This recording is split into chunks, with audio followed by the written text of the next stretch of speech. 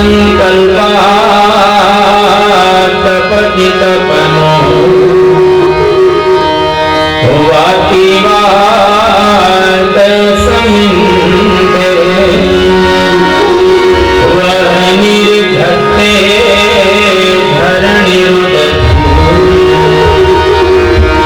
लंघते नैव वेला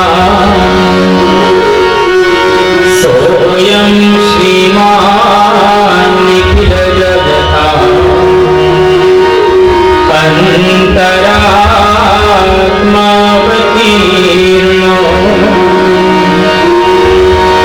धर्मं रक्षन् दिशतु कुशलम्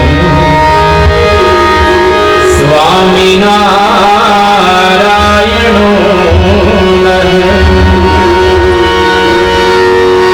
यदरोमविवरे लीना अण्डानां कोटयः पृथक् तदक्षरं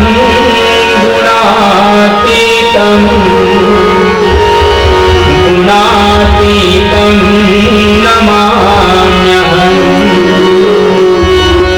वसुदेवसुतं देवं कंसचाणूरमर्दनं देवकी परमानन्दं कृष्णं वन्दे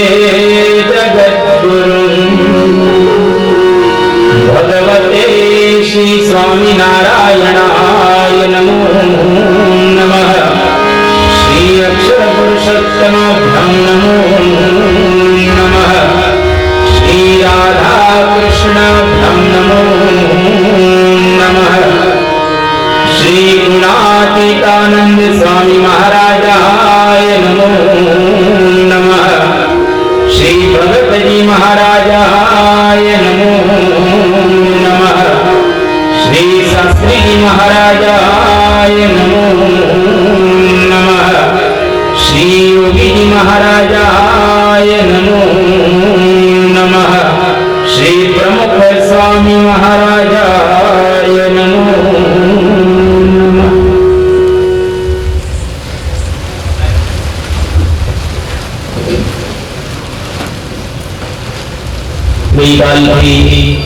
प्रारंभ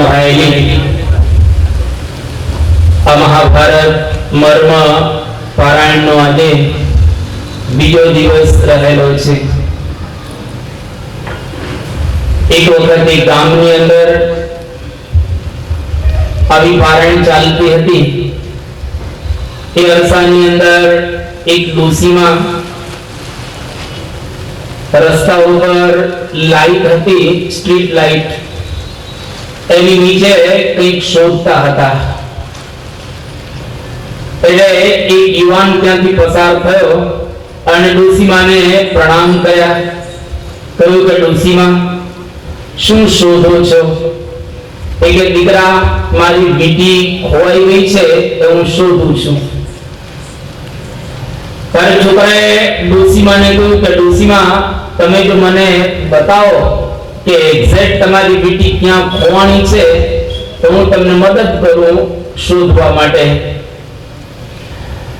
ત્યારે પેલા ડોસીમા છોકરાને કહે છે કે બેટા, મારી બેટી એક્ઝેક્ટ તો મારા ઘરમાં ખોવાઈ ગઈ છે। બેટી તમારા ઘરમાં ડોસીમાં ખોવાણી છે તો આ સ્ટ્રીટ લાઇટ ને નીચે કેમ શોધો છો અહીંયા આગળ? તો કે મારા ઘરમાં અંધારું છે એટલે હું અહીંયા આગળ શોધું છું।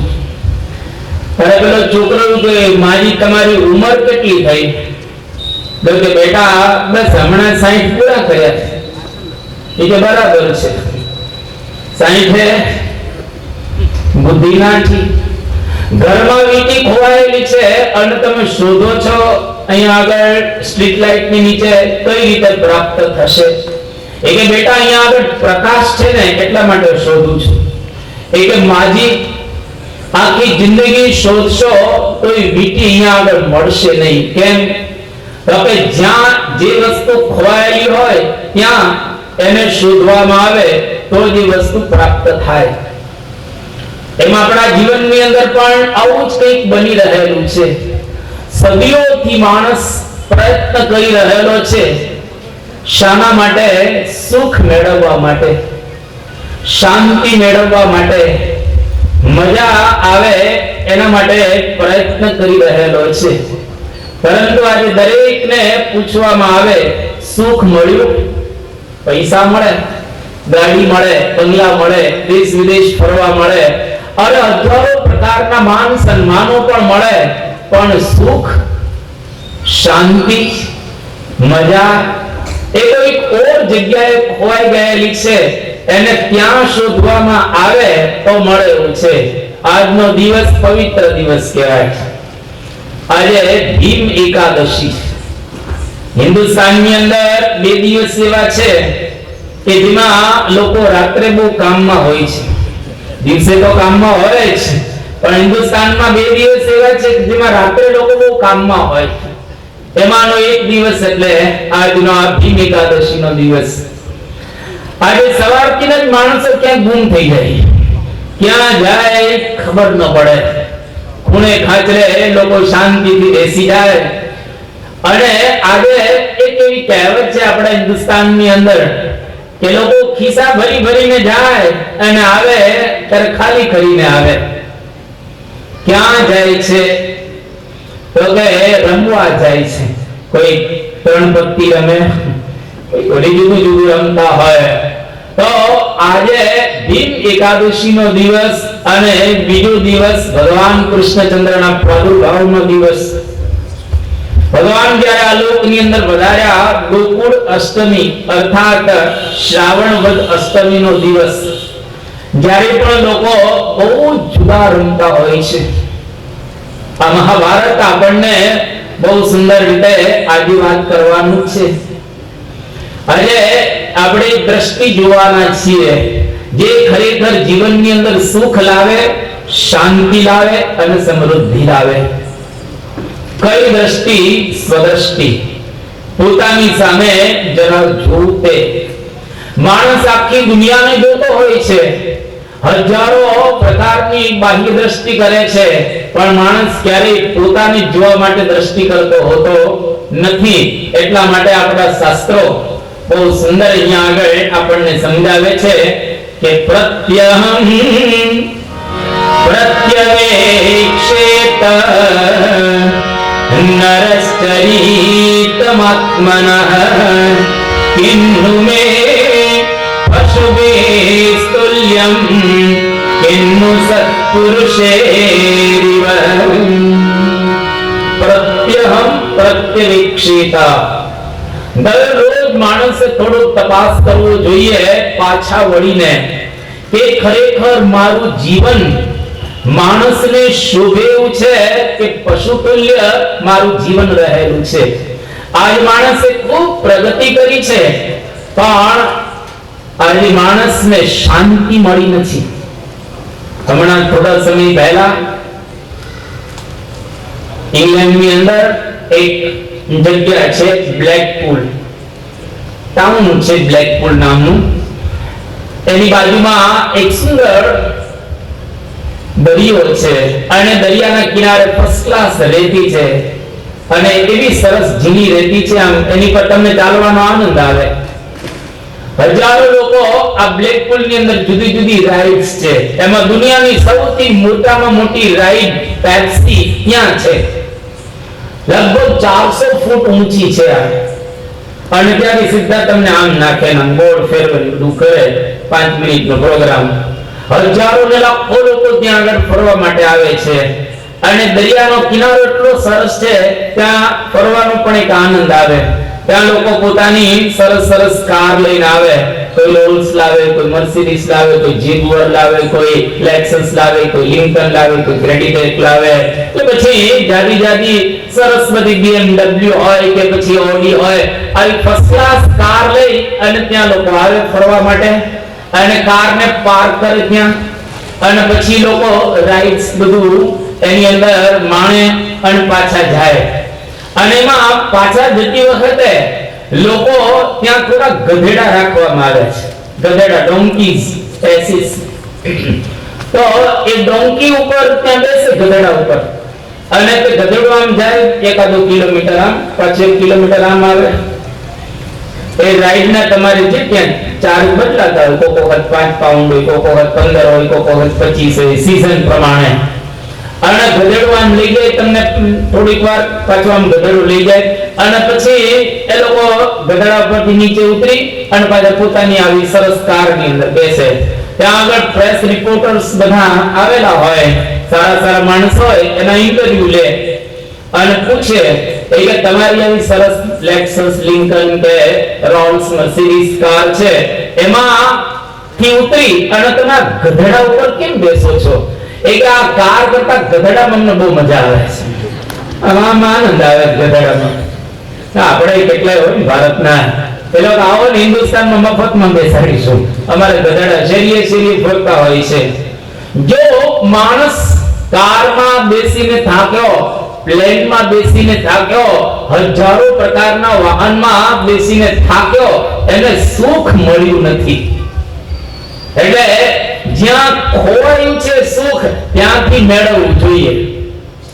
જ્યાં નથી ત્યાં કોઈ દિવસ મળે નહીં, જ્યાં છે ત્યાંથી આપણને આ સુખ પ્રાપ્ત થતું હોય છે. એ સુખ ક્યાં છે? આપણા શાસ્ત્રો મહાભારત વગેરે કહે છે, યદ્વી ભૂમા તત સુખમ નાલ્પે. અલ્પ જગતમાં ક્યાંય આનંદ નથી. ભૂમા એટલે ભગવાન. જો મહાપુરુષોએ અને કવિઓએ સરસ વાત કરી કે સુરપુર, નરપુર, નાગપુર એ तीन में सुख नहीं, का सुख हरि के चरण में अनका संतन के माही.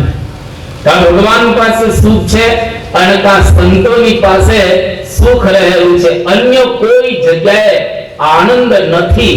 એટલા માટે આ આનંદની પારણ છે. આ મહાભારતની તો છે જ, પણ આ આનંદ પ્રાપ્ત થાય એના માટે આ પારણ રહેલી છે.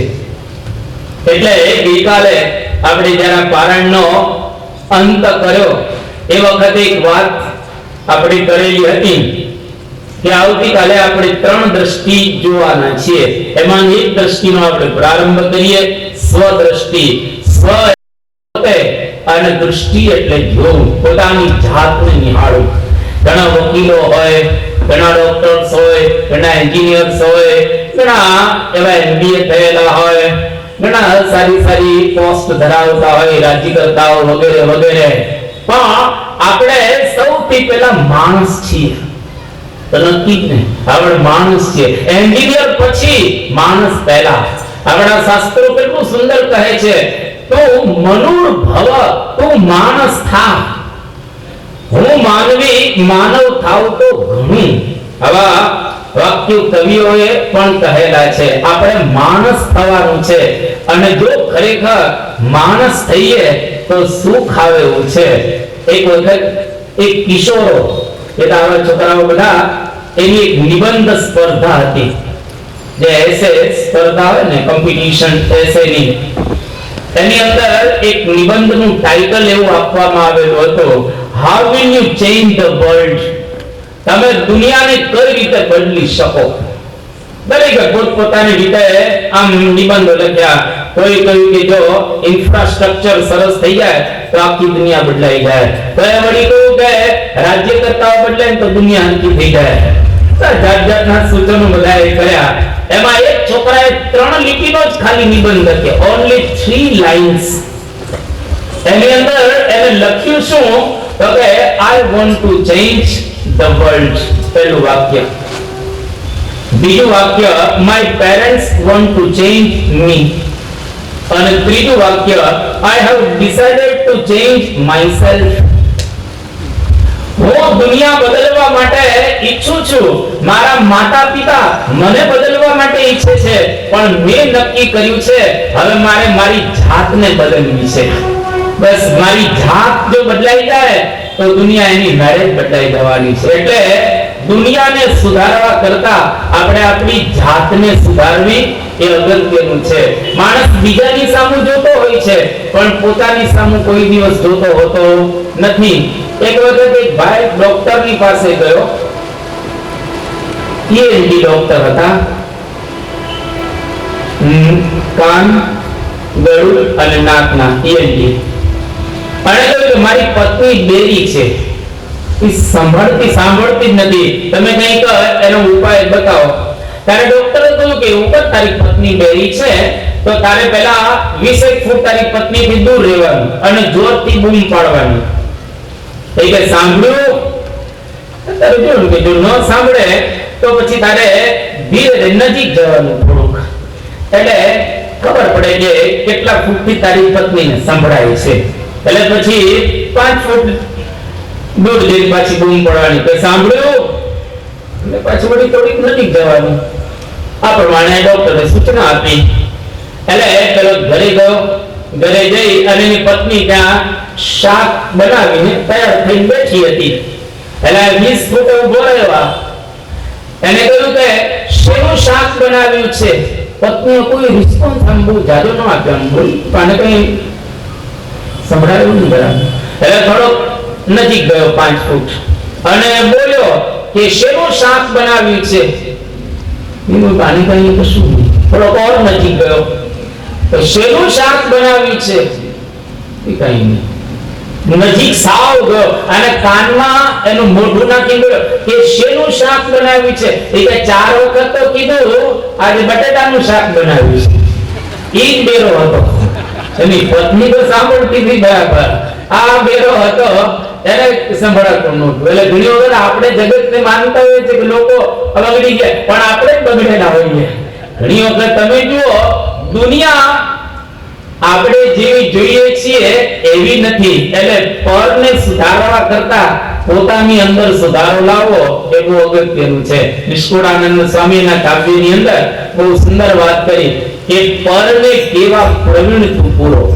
આપણે બીજાને કહીએ પણ આપણે આપણું સંભાળતા હોતા નથી. નિષ્કુળાનંદ સ્વામીના એ શબ્દો, પરને કેવા પ્રવીણ છું પૂરો, પોતાનું તો તું ન પેખે રે.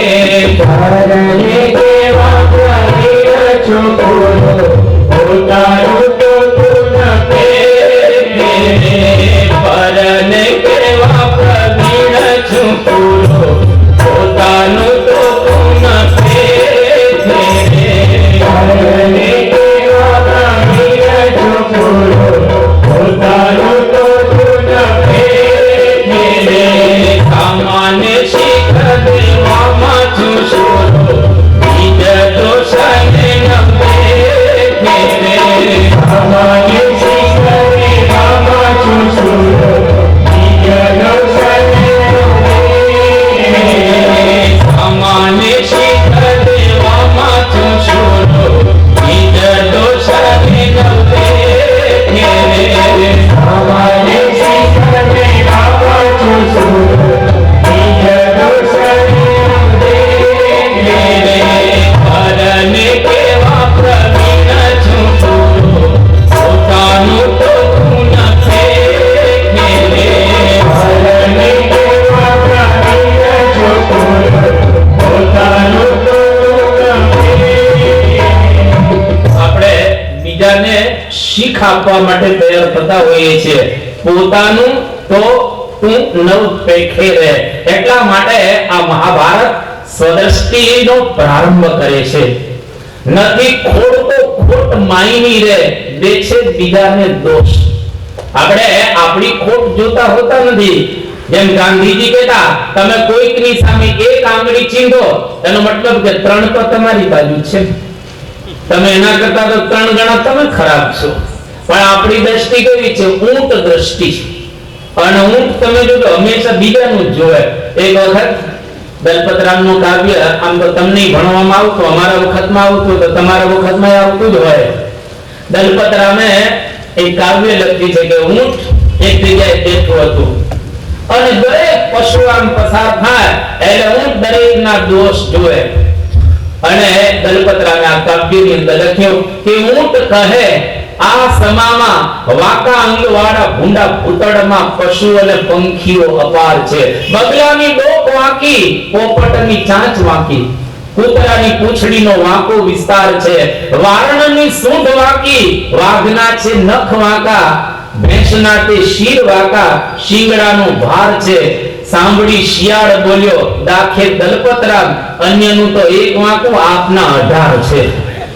બધાનો એક એક અંગ વાંકા, તમારા 18 અંગ વાંકા રહેલા છે. એટલે આપણે કોકનું જોતા હોઈએ છીએ. એટલે અહીંયા આગળ સ્વદ્રષ્ટિ એટલે પોતાનું જોવો. મોટા મોટા ફિલોસોફર્સ, મોટા મોટા તત્વચિંતકોએ આ વાત કરેલી છે. સોક્રેટિસ વેસ્ટર્ન વર્લ્ડ ની અંદર બહુ સારા તત્વચિંતક થયા. એમણે આખી જિંદગીમાં એક જ વાક્ય આપ્યું, પણ એમાં વજન મેરુ પર્વત જેવું મૂક્યું. એને એટલું સુંદર વાક્ય આપ્યું કે નો thyself, તું તારી જાતને ઓળખ. આપણે પાડોશીને ઓળખતા, જો કે એ તકલીફ છે, પણ છતાં આપણે પાડોશીને ઓળખીએ ખરા, પણ એના કરતા આપણે આપણી જાતને ઓળખવી એ અગત્યનું છે. ત્યાં ચીનની અંદર એક બહુ જ મોટા તત્વચિંતક થયા, જેનું નામ લાઓ ઝુ. એક વખત ઝાડની નીચે આમ બેઠા હતા. હવે આપણે તમે જો ઘણા બધા ઝાડની નીચે બેઠા છે ને, ખૂબ ઉપર પાંદડા પડતા હશે, પવન આવે પાંદડું પડે ને ખરી જાય. એમ લાઓ સે પણ પાંદડું એક ખર્યું, નીચે બેઠા હતા. એક પાંદડું ખર્યું પડ્યું, એમાં લાઓ સેને જ્ઞાન થઈ ગયું. એક પાંદડું પડે એમાં જ્ઞાન થઈ જાય. આપણે 5 દિવસ અહીંયા આગળ યજ્ઞ કરવાના છીએ, તો એ મુશ્કેલી છે. આ એક જ ખાલી પાંદડું પડ્યું લાઓ ઝુની ઉપર, જ્ઞાન થઈ ગયું. અને દુનિયાનું પ્રસિદ્ધ વાક્ય લાઓ ઝુએ આપ્યું કે he who knows others is learned, he who knows himself is wise. જે બીજાને જાણે એ ખરેખર વિદ્વાન છે, જે પોતાની જાતને જાણે એ ડાયો છે, વિજ્ઞાની છે. એટલે આપણે આપણી જાતને બરાબર રીતે જાણવી, ઓળખવી. એટલે અહીંયા આગળ મહાપુરુષોએ આ વાત કરી છે, નથી ખોડતો ખોટ માયની રે, તે છે બીજાને દોષ કરે, નિષ્ઠુરાનંદ ન્યાયની રે, સોયા શોષ નથી ખોડતો ખોટ માયની રે, તે છે બીજાને દોષ કરે, નિષ્ઠુરાનંદ ન્યાયની રે, સોયા શોષ નથી ખોડતો ખોટ માયની રે,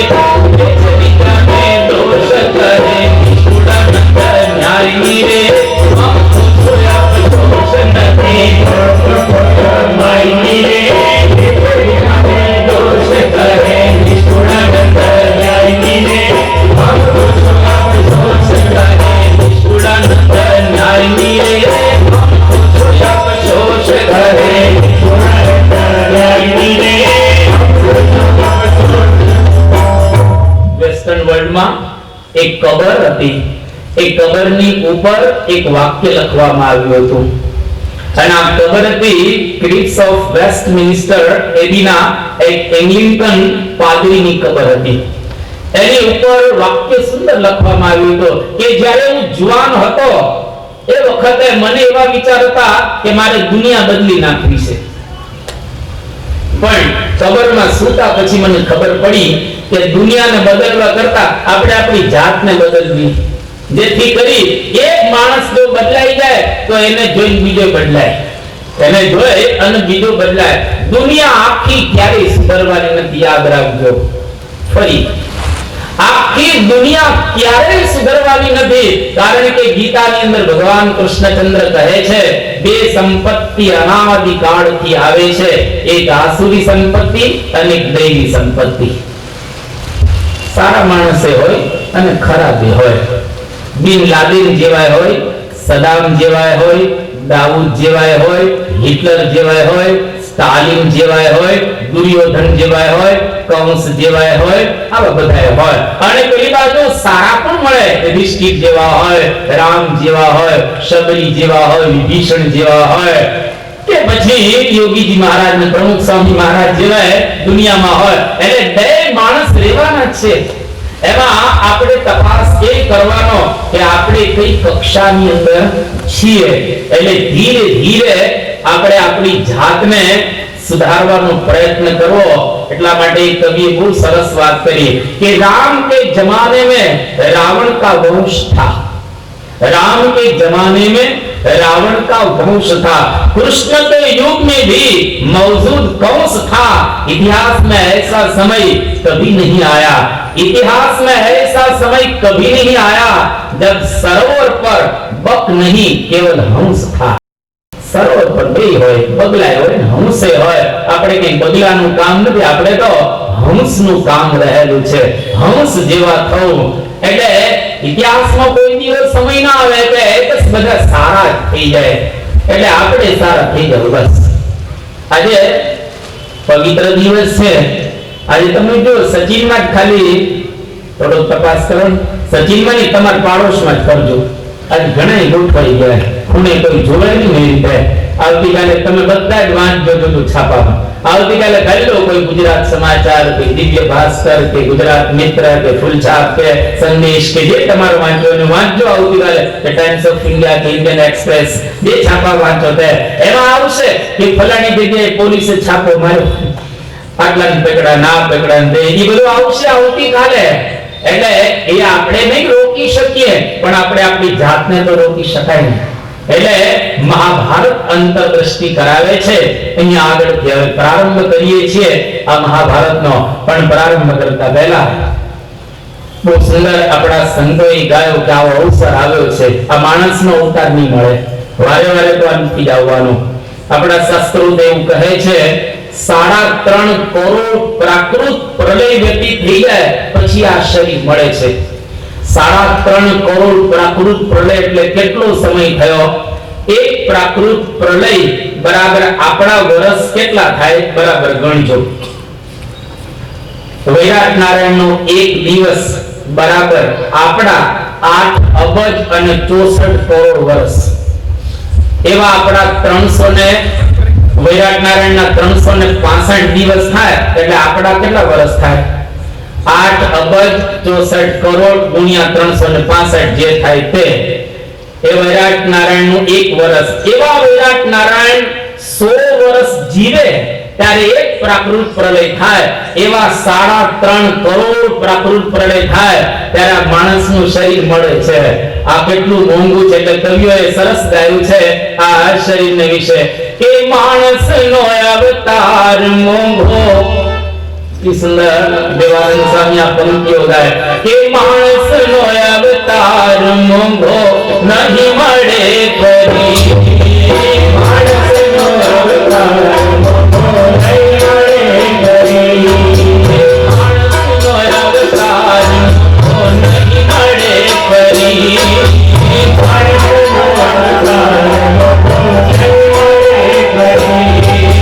नहीं मळे फरी रे तुमे नहीं मळे फरी। नहीं मळे फरी रे तुमे नहीं मळे फरी। नहीं मळे फरी रे तुमे नहीं मळे फरी। नहीं मळे फरी रे तुमे नहीं मळे फरी। माणसनो अवतार मोंघो नहीं मळे फरी। माणसनो अवतार मोंघो नहीं मळे फरी। माणसनो अवतार मोंघो नहीं मळे फरी। माणसनो अवतार मोंघो नहीं मळे फरी।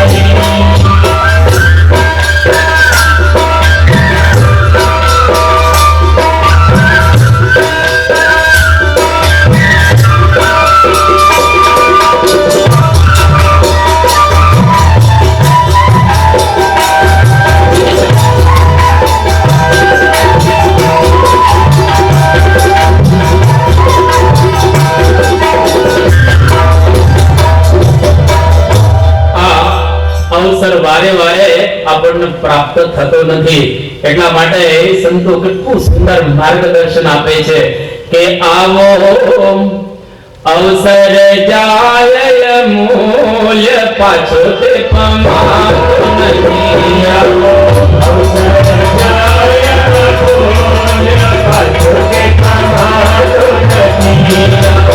અવસર જાય મૂલ્ય પાછો તે પમાતો નથી।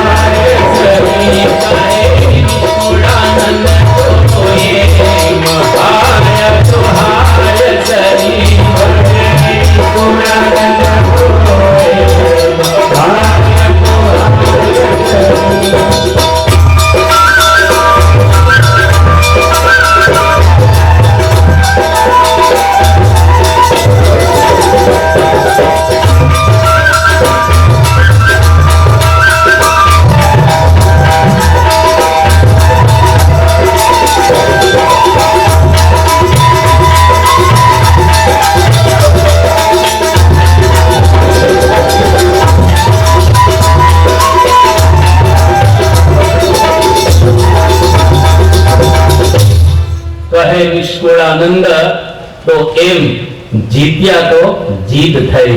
આ માંડી મુઠ્ઠી જુગટાની જેમ. જો કોઈ માણસ જુગાર રમે તો જીતે થાય ને હારે થાય, કોઈ નક્કી ન રહે.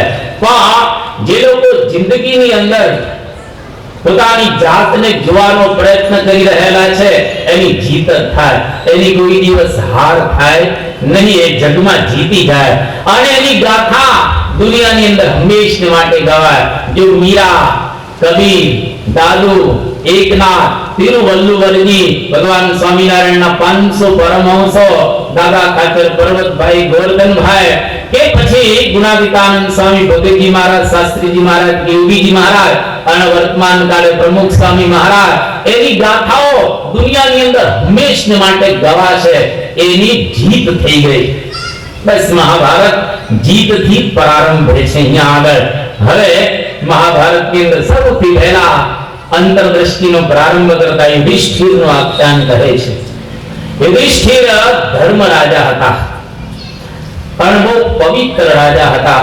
એટલા પવિત્ર રાજા હતા કે એનો રથ પૃથ્વીથી 1 મેં ઊંચો ચાલતો હતો. આમ જરા આપણને બુદ્ધિમાં બેસે એવું નથી, કારણ કે રથ કઈ પૃથ્વીથી 1 મેં ઊંચો ચાલે કઈ રીતે અને એટલું આકાશમાં વધર લટકે કઈ રીતે. પણ એનો ભાવાર્થ એવો હતો કે યુધિષ્ઠિર રાજા બહુ પવિત્ર હતા, એટલે એ હંમેશા ઊંચા ચાલતા હતા. કેતા આપણે નથી કહેતા કે આ મુઠ્ઠી ઊંચેરો માનવી છે. મુઠ્ઠી ઊંચેરો એટલે ખૂબ ધાર્મિક હતા યુધિષ્ઠિર રાજા અને સત્યવાદી હતા. જેમ સત્યવાદી હરિશ્ચંદ્ર એમ સત્યવાદી યુધિષ્ઠિર હતા અને અતિશય પવિત્ર રાજા. સબે સ્વર્ગની અંદર ગયેલા પુત્રની સાથે જ્યારે અંતઅવસ્થાની અંદર આવા પવિત્ર રાજા હતા, સદાચારી હતા, નીતિવાળા હતા. અરે જ્યારે દુર્યોધને કહ્યું કે આ લોકોને કશું જ આપવાનું નથી, ત્યારે યુધિષ્ઠિરે કહેર મોકલ્યો કે અમને અર્ધું રાજ ના આપો તો કઈ વાંધો નહીં, પણ ફક્ત 5 ગામડા જ આપો. બસ અમે 5 ભાઈઓ છીએ, 5 ગામડામાં અમારો નિર્વાહ કરીશું. ત્યારે યુધિષ્ઠિરને દુર્યોધને કીધું કે સુચગ્રમ નૈવ દાસ્યામિ વિના યુદ્ધેન કેશવ, કે સોઈના અગ્રભાગ જેટલી જમીન પણ યુદ્ધ વિના નહીં આપું. છતાં પણ યુધિષ્ઠિર કહે છે કે અમારે યુદ્ધ નથી કરવું, તમે આટલું આપી દો તો પૂરું થઈ જશે.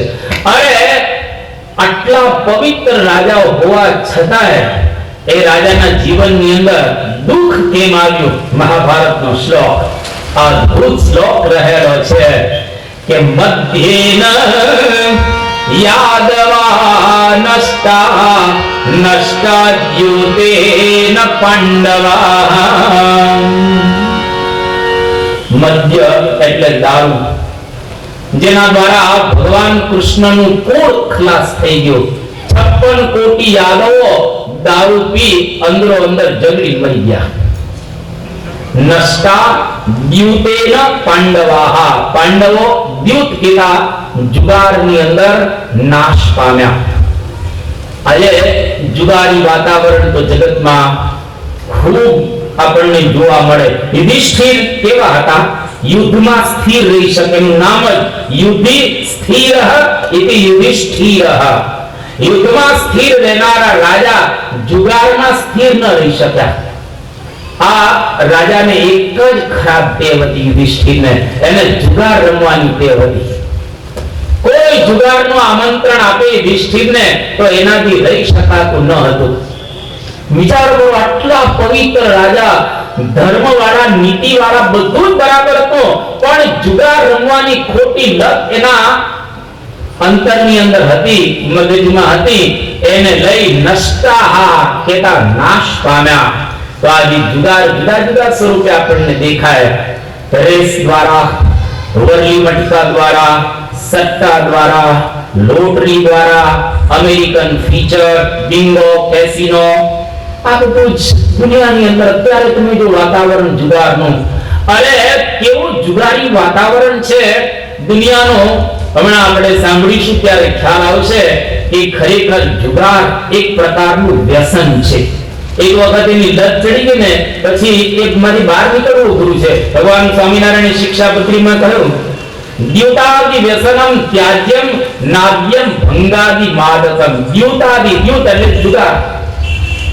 કોઈ પણ ટેવ પડે ને એને કાઢવી અઘરી પડે.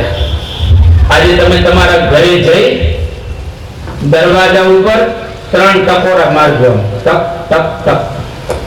આવતીકાલે 3 ટકોરા મારજો, ટક ટક ટક. પરમ દિવસે પણ મારજો, ટક ટક ટક. અને પછી ચોથા દિવસે એ 3 દિવસની ટેવ હશે ને, ભૂલાશે નહીં. 3 ટકોરા મારવા જ પડશે.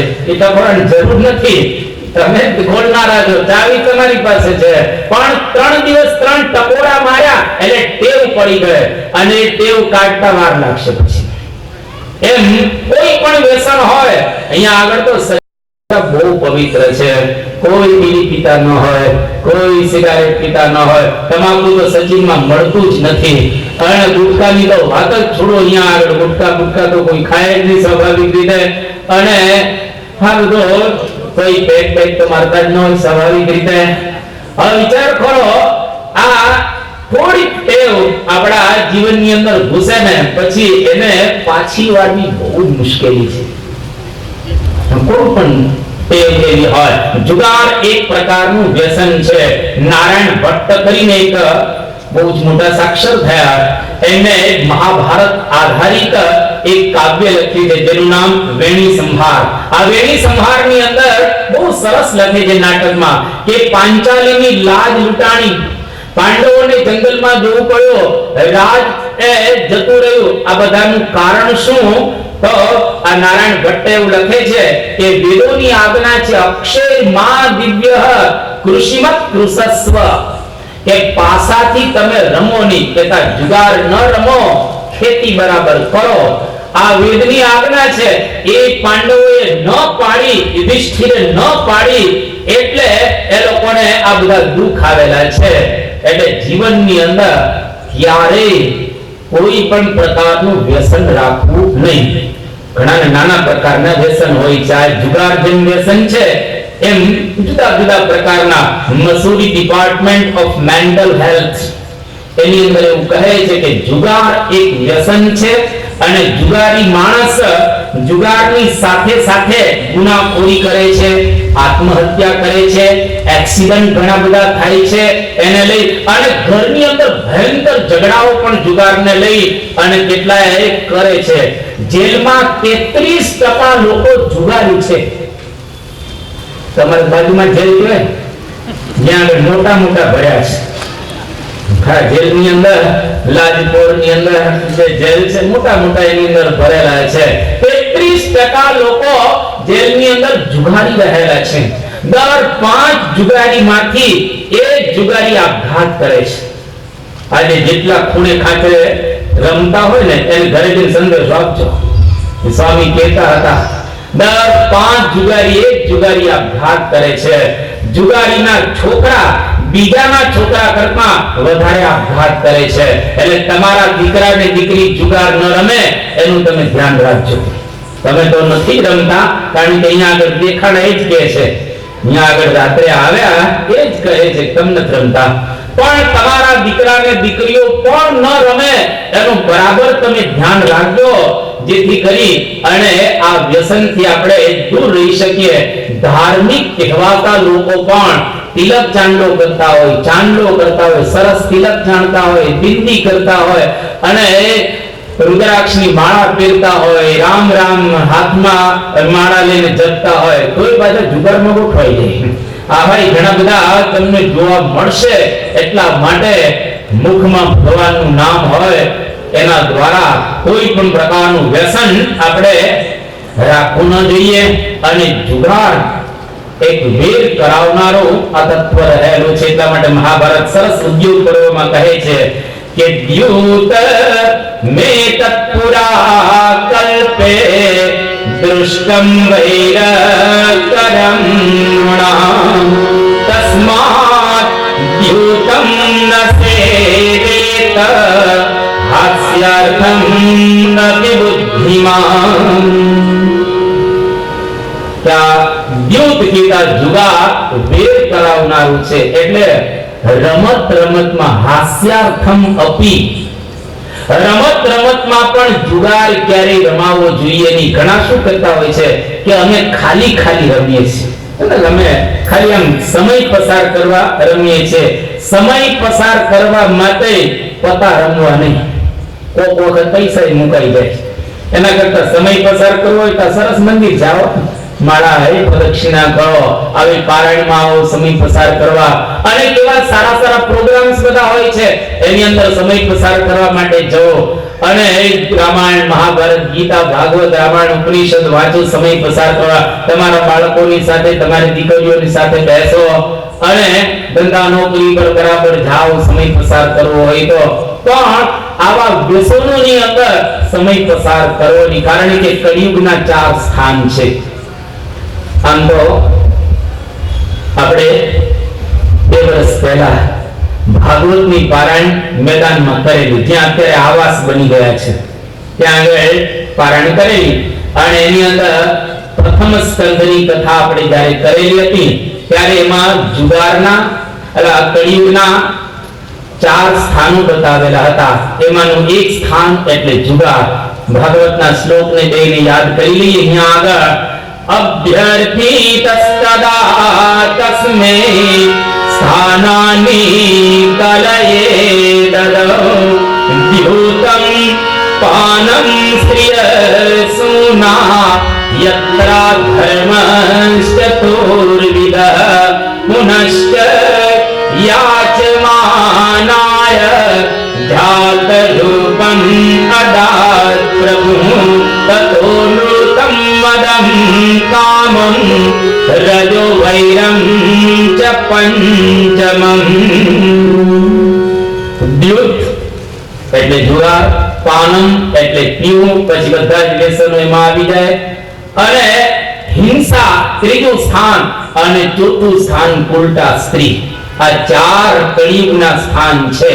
4 માંથી જે લોકો બચે એ કળિયુગમાંથી બચી જાય. બસ જો કળિયુગમાંથી બચવું હોય અને તમારા ઘરમાં સતયુગ લાવવો હોય તો આ 4 સ્થાનનું સેવન નહીં કરવાનું, તો તમારા ઘરમાં સતયુગ આવી જાય. જુગાર ન રમવો, કોઈ પ્રકારનું વ્યસન ન રાખવું, ઉલટા એટલે વેશ્યા સ્ત્રીઓની પાસે ન જવું, અને હિંસા કોઈ પણ પ્રકારની કરવી નહીં.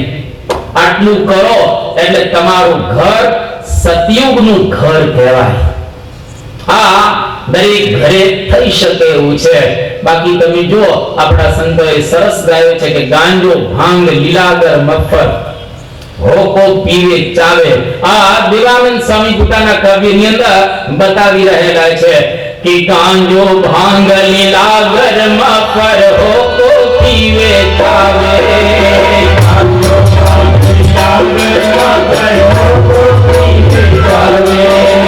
ગાંજો, ભાંગ, લીલાગર, મફર, હોકો પીવે ચાવે.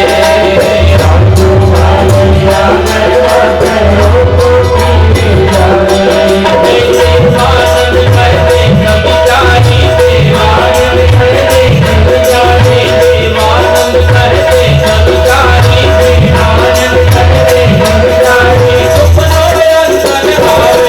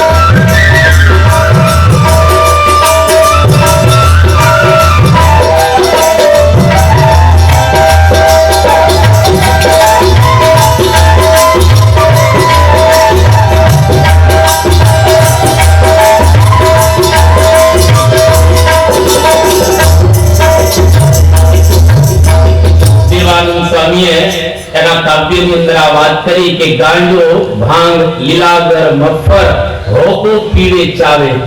કેટલા પ્રકારના વ્યસનો લઈ લીધા. દેવાનંદ કહે દેખ વિચારી દુઃખનો અંત ન આવે. કોઈ વખત કેન્સર હોસ્પિટલે જઈ આવ્યો, અને જો શક્ય હોય ને તો તમારા દીકરાને લઈ જજો. દીકરીઓ તો લગભગ વ્યસનો કરતી હોતી નથી. પહેલા વખતમાં બહેનો બજર લેતા, હવે નથી લેતા. પેલા બજર લેતા બહેનો, પણ હવે લગભગ આઉટડેટ બજર તો થઈ ગઈ છે. બજર હવે આઉટડેટ થઈ ગઈ છે, એટલે બહેનો લગભગ વ્યસનો કરતા હોતા નથી ભારતમાં. અને સુખી માણસના દીકરા ઘણા તમે જુઓ, કોઈ વખતે તમને જોવા પણ મળશે એવા એકદમ પેલા હોય, અને એ પોતાના પુરુષની સાથે ઘણી વખત બૈરાઓ પણ બીડીઓ પીતા હોય છે, પણ એ બહુ જૂજ જોવા મળે. લગભગ બહુ બહેનો આ વ્યસનો કરતા હોતા નથી. પણ આશ્ચર્યની એ વાત છે કે બહેનો પોતાના પતિને સુધારતી નથી હોતી. બાકી જો 2 દિવસ રોટલા ઘડી ન આપે તમે કરો કઈ રીતે? 2 દિવસ રોટલા તમારા માટે ન ઘડી આપે તો પછી તમે કરો શું? હજી જો બધી બહેનો સંપી જાય તો પુરુષો કોઈ વ્યસન કરી જ ન શકે. નથી કરવું, જાઓ. હવે જો આ રીતે સંપે તો પછી પુરુષો એ વ્યસન કરી જ ન શકે. પણ બહેનોની મજબૂરી હશે જેથી કરીને પોતાના પતિઓને નહીં સુધારી શકતા હોય. એટલે અહીંયા આગળ તમે જુઓ કે ગાંજો ભાંગ લીલાગર મફર હોકો પીવે ચાવે. દેવાનંદ કહે દેખ વિચારી દુઃખનો અંત ન આવે. દુઃખી માણસો એ પીડાતા હોય છે. હોસ્પિટલ, તમારા દીકરાને એક વખત કેન્સરની હોસ્પિટલમાં લઈ જાઓ, એક વખત કોર્ટમાં લઈ જાઓ, એક વખત એને જેલમાં લઈ જાઓ. ત્યાં અંદર નહીં, એટલે આમ બતાવવા માટે. આ બધું તમે તમારા દીકરાઓને બતાવો ને તો ખબર પડે કે આવું ન થાય. આપણે આ કેન્સર બધાને થયા છે, મતલબ એવો થયો કે આ વ્યસનમાંથી કેન્સર થયા. દીકરાઓને બતાવો આવો, પણ તમારે ક્યાં ટાઈમ જ છે? આ કાકાઓમાંથી નવરા જ નથી થતા. આ કાકાઓમાંથી ખટાખટ મશીનમાંથી નવરા થાય તો દીકરા દીકરીઓને આ બતાવે ને આ બધો. એટલે આ પારાયણનો મતલબ શું છે કે આમાંથી કંઈક તમને એકાદું વાક્ય સમજાઈ જશે તો તમારું ઘર સુખી થઈ જશે, અને એ ઘરમાં આનંદ છે, સમૃદ્ધિ વધશે ને સુખે વધશે, આનંદ થઈ જશે. એટલા માટે કોઈ પણ પ્રકારનું વ્યસન, યુધિષ્ઠિરના જીવનમાં એક જ વ્યસન હતું, અને એક વ્યસને આખું કેટલું બરબાદ કરી નાખ્યું. પાંડવોનું જીવન કેટલું બરબાદ કરી નાખ્યું. એટલા માટે એક ટમેટું બગડેલું હોય ને તો આખા ટોપલાને બગાડ્યા. એક જ બગડેલું ટમેટું છે પણ બગાડ્યા આખા ટોપલાને. એક કેરી બગડેલી હોય, અત્યારે કેરીની સીઝન કહેવાય ને, ઉનાળો, તમારા ઘરની અંદર ટોપલો હોય, એક કેરી વચ્ચે બગડેલી મૂકી દેજો, 3 દિવસ પછી જોજો આખો ટોપલો બગડી જશે. 100 કેરીનો ટોપલો હોય, 99 સારી છે, એક જ બગડેલી છે. 99 ભેગી થઈને એકને ન સુધારી શકે. એ બગડેલી ગઈ એને કાઢવી જ પડે. અહીં બગાડ થયો હોય એ કાઢવો જ પડે.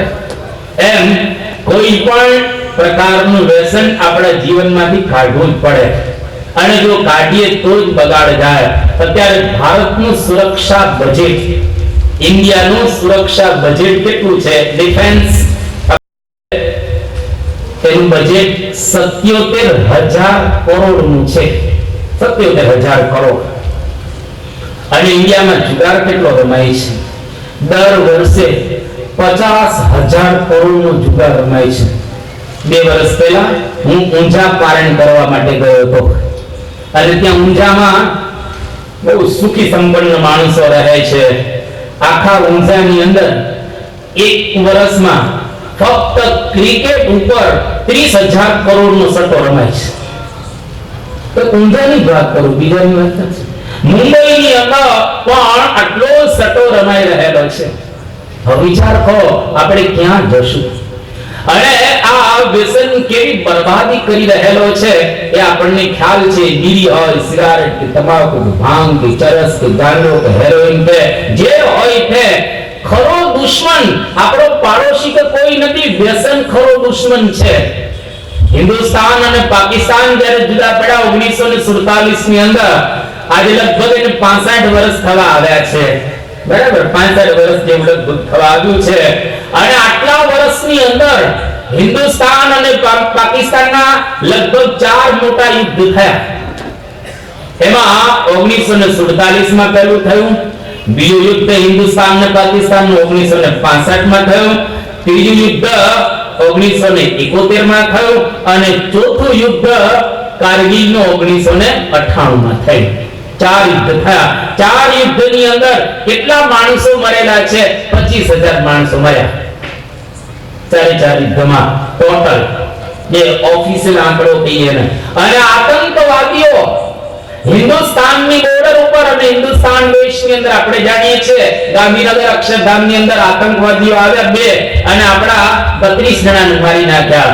એવા તો કેટલાય આતંકવાદીઓ આવ્યા અને આપણા હિન્દુસ્તાનની અંદર લગભગ આટલા 65-70 વર્ષની અંદર હિન્દુસ્તાનની અંદર એ લોકોએ આ 60-65 વર્ષની અંદર 60,000 માણસોને માર્યા. એ કાશ્મીરની બોર્ડર ઉપર, નાના નાના ગામડાઓની અંદર, પછી મુંબઈ વગેરે વગેરે કેટલા બધા એટેક થયા આપણી ઉપર આપણે જાણીએ છીએ. તો છેલ્લા 60-70 વર્ષની અંદર પાકિસ્તાન દ્વારા હિન્દુસ્તાનના 1 લાખ માણસ ટોટલ મરેલા છે. હવે હું તમને કહેવા માંગુ છું, આપણે પાકિસ્તાનને દુશ્મન કહીએ છીએ અને વાત એ સાચી છે બધાની, પણ આપણા દેશની અંદર તમાકુ દ્વારા દર વર્ષે 8 લાખ માણસ મરે છે. એક વર્ષમાં 8 લાખ મરે છે. 60 વર્ષની અંદર પાકિસ્તાન દ્વારા ફક્ત 1 લાખ માણસને મારવામાં આવ્યા. એક વર્ષમાં હિન્દુસ્તાનની અંદર જે લોકો તમાકુ, બીડી, ભાંગ, ચરસ વગેરે વ્યસનો લે છે એના દ્વારા 8 લાખ માણસ મરી જાય છે. તો સાચો દુશ્મન પાકિસ્તાન છે, તમાકુ છે? વ્યસનો આપણા દુશ્મન રહેલા છે. દર વર્ષે 8 લાખ હિન્દુસ્તાનીઓનો ભોગ લે છે અને એનો ખર્ચ કેટલો થાય છે સ્ટેટિસ્ટિક્સ તમને આપું, જે જુદી જુદી જગ્યાએ મેગેઝિન ની અંદર એના બધા સ્ટેટિસ્ટિક્સ એટલે કે આંકડાઓ આપેલા છે. તમાકુ દર વર્ષે આ 8 લાખ માણસને મારે છે. ભારતમાં અત્યારે 30 કરોડ વ્યસનીઓ છે તમાકુના. સચિનમાં આંકડા તમે તપાસજો, 30 કરોડ વ્યસનીઓ આપણે ત્યાં તમાકુ, બીડી, સિગારેટ વગેરે લે છે. રોજનો ખર્ચ એ લોકોનો ફક્ત 10 રૂપિયા ગણવામાં આવે તો એક દિવસની અંદર રોજના 300 કરોડ રૂપિયા વ્યસનોની અંદર જાય છે. 300 કરોડ અને મહિને 9,000 કરોડ અને વર્ષે 1 લાખ અને 8,000 કરોડ. આ 1 લાખ ને 8,000 કરોડમાં કેટલી નર્મદા યોજના થઈ જાય, કેટલા રોડ રસ્તા થઈ જાય, કેટલા વિદેશના જે આપણે પૈસા લીધેલા છે લોન ચૂકવાઈ જાય. ફક્ત એક વર્ષ હિન્દુસ્તાનની અંદર જો વ્યસન કરવામાં ન આવે તો આપણા 1 લાખ અને 8,000 કરોડ બચી જાય. મને એવું લાગે છે કે ગામડે ગામડે રોડ રસ્તા થઈ જાય 1-2 વર્ષની અંદર. તો આ વ્યસનથી બરબાદી આટલી થઈ રહી છે. એટલા માટે પુનિત મહારાજ એવું કહેતા કે પહેલા માણસ ટેવ પાડે અને પછી ટેવ માણસને પાડે. એટલે આપણે કોઈ પણ પ્રકારની ખરાબ ટેવ ન પાડવી. વિષય, વ્યસન અને વહેમ પ્રભુ ભજવા દે. કેમ? એટલે આપણા મહાપુરુષો કેટલું સુંદર ગાય છે, આપણા સંતોએ સરસ ગાયું છે. આ યુધિષ્ઠિરનું તમે જો જીવન કેટલું પવિત્ર હતું. રાજા સવારમાં ઉઠે અને દેવતાઓ દર્શન કરવા આવતા. મોટા મોટા દેવતાઓ પણ ઈચ્છે કે આ યુધિષ્ઠિરના દર્શન થઈ જાય. અરે રોડ પર જ્યાં યુધિષ્ઠિર જતા હોય લોકોને પ્રણામ કરે અને એને આનંદ આવે. અરે એક કથા મહાભારતમાં જ આવે છે કે 4 પાંડવો અને 5મા દ્રૌપદી થોડોક સમય નરકમાં રહેલા અને યુધિષ્ઠિર રાજાને જોવા માટે જાય છે અને 4 ભાઈઓ એના અને 5મા દ્રૌપદી એની બાજુમાંથી આમ યુધિષ્ઠિર પસાર થયા તો નરકની અંદર રહેલા એના 4 ભાઈઓ યુધિષ્ઠિરને કહે છે કે તમે અહીંયા આગળ રોકાઈ જાઓ, કારણ કે તમારા શરીરમાંથી જે પવન આવે છે એ પવન અમને નરકમાં પણ શાંતિ આપે છે. એટલે માણસ પવિત્ર છે યુધિષ્ઠિર, પણ છતાંય યુધિષ્ઠિરના જીવનની અંદર દુઃખ આવ્યું, કારણ જુગારનું વ્યસન. એટલા માટે સંતો સરસ ગાય છે, જે મુખે ભજીએ શ્રી હરિ તેને પગાડે છે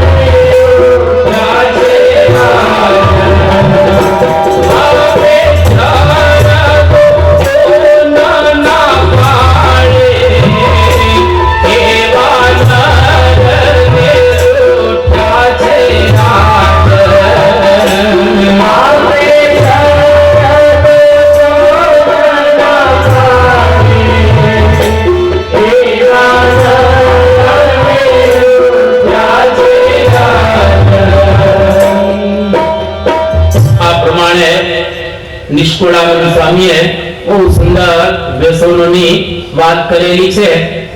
એટલે ટૂંકમાં આપણા જીવનની અંદર કોઈ પણ પ્રકારનું વ્યસન ન રાખવું, આટલો આનો એક સાર આવેલો છે. પરંતુ માણસ છે, ગચ્છતઃ સ્ખલનમ ભવતી વ ક્વાપી, એટલે ક્યારેક આપણે ચાલ્યા જતા હોઈએ તો એના દ્વારા આપણે ઘણી વખત પડી જતા હોઈએ છીએ.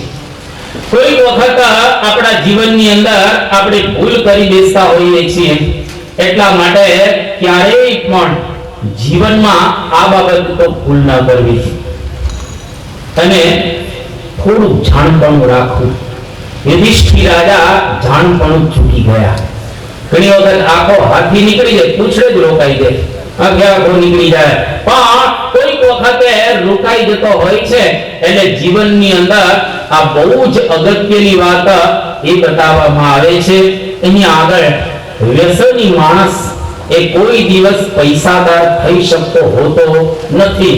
તમને કદાચ સમાજમાં એવું લાગશે ખરું કે આ માણસ વ્યસન કરે છે અને છતાંય પૈસા થાય છે. આજ સવારે જ એક છોકરો મળ્યો, આજ સવારે એક છોકરો મળ્યો અને મંદિરે સરસ આવે. સારંગપુર પ્રમુખ સ્વામી મહારાજના દર્શન કરવા માટે 3-4 વખત જે આવ્યો, લગભગ 10 દિવસ ત્યાં સેવા પણ કરી, બધું જ સરસ રીતે આમ કરતો હતો. અને એવા સંજોગોની અંદર અમે એને સહેજે પૂછ્યું કે બેટા કઈ આમ લે છે? કે સ્વામી આમ દરરોજ નથી લેતો. પણ મતલબ શું થયું?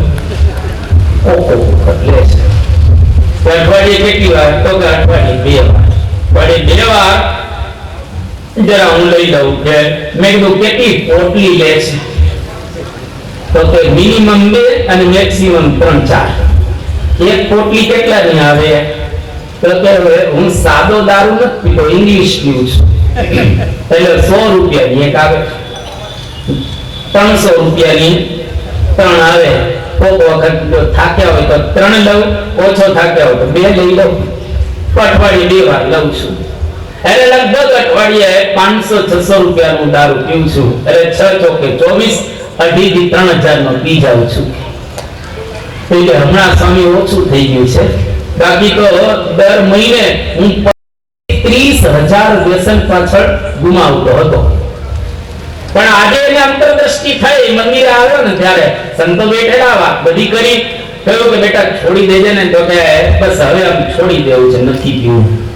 અને પછી સંતોએ બધી વાતો કરી કે જો તારે દીકરા તો થાય એક દીકરો ને એક દીકરી છે કે દીકરા અને દીકરી માટે તો છોડ એટલે મેં નિયમ લીધો કે આજથી હવે હું આ છોડી દઉં છું અને લઈશ નહીં સારું થયું ભગવાનને પ્રાર્થના કરી વ્યસન ટકી જાય પાછું એટલે આ છોડેલું છે એમને રહે પાછું લેવાનું મન ન થાય પણ એક એને બીજી વાત કરી કે હું લઉં છું ક્યારે જ્યારે ખરાબ સોબત થાય ને ત્યારે આ બહુ અગત્યનું છે એટલે ખરાબ સોબત ક્યારે કરવી નહીં એટલે વ્યસની કોઈ દિવસ પૈસાદાર થતા હોતા નથી નિષ્કુળાનંદ સ્વામીનું પ્રમાણ આપ્યું છે આ કાવ્યની અંદર જેમ ચાલે કોઈ કમાણીએ હોય પેલી વ્યસની વિશેષ એવી નહીં ભરે કોથળી મર ભરે દેશ વિદેશ ચાલે કોઈ કમાણીએ હોય પેલી વ્યસની વિશેષ એવી નહીં ભરે કોથળી મર ભરે દેશ વિદેશ ચાલે કોઈ કમાણીએ હોય પેલી વ્યસની વિશેષ એવી નહીં ભરે કોથળી મર ભરે દેશ વિદેશ ચાલે કોઈ કમાણીએ હોય પેલી વ્યસની વિશેષ એવી નહીં ભરે કોથળી મર ભરે દેશ વિદેશ મર ભરે દેશ વિદેશ તો એ દેશ વિદેશની અંદર જાય કોથળી પૈસાની ભરે નહીં અને કદાચ ભરે ને તો ખલાસ થઈ જાય વાપરતા કેટલી વાર લાગે ભરતા વાર લાગે તાકા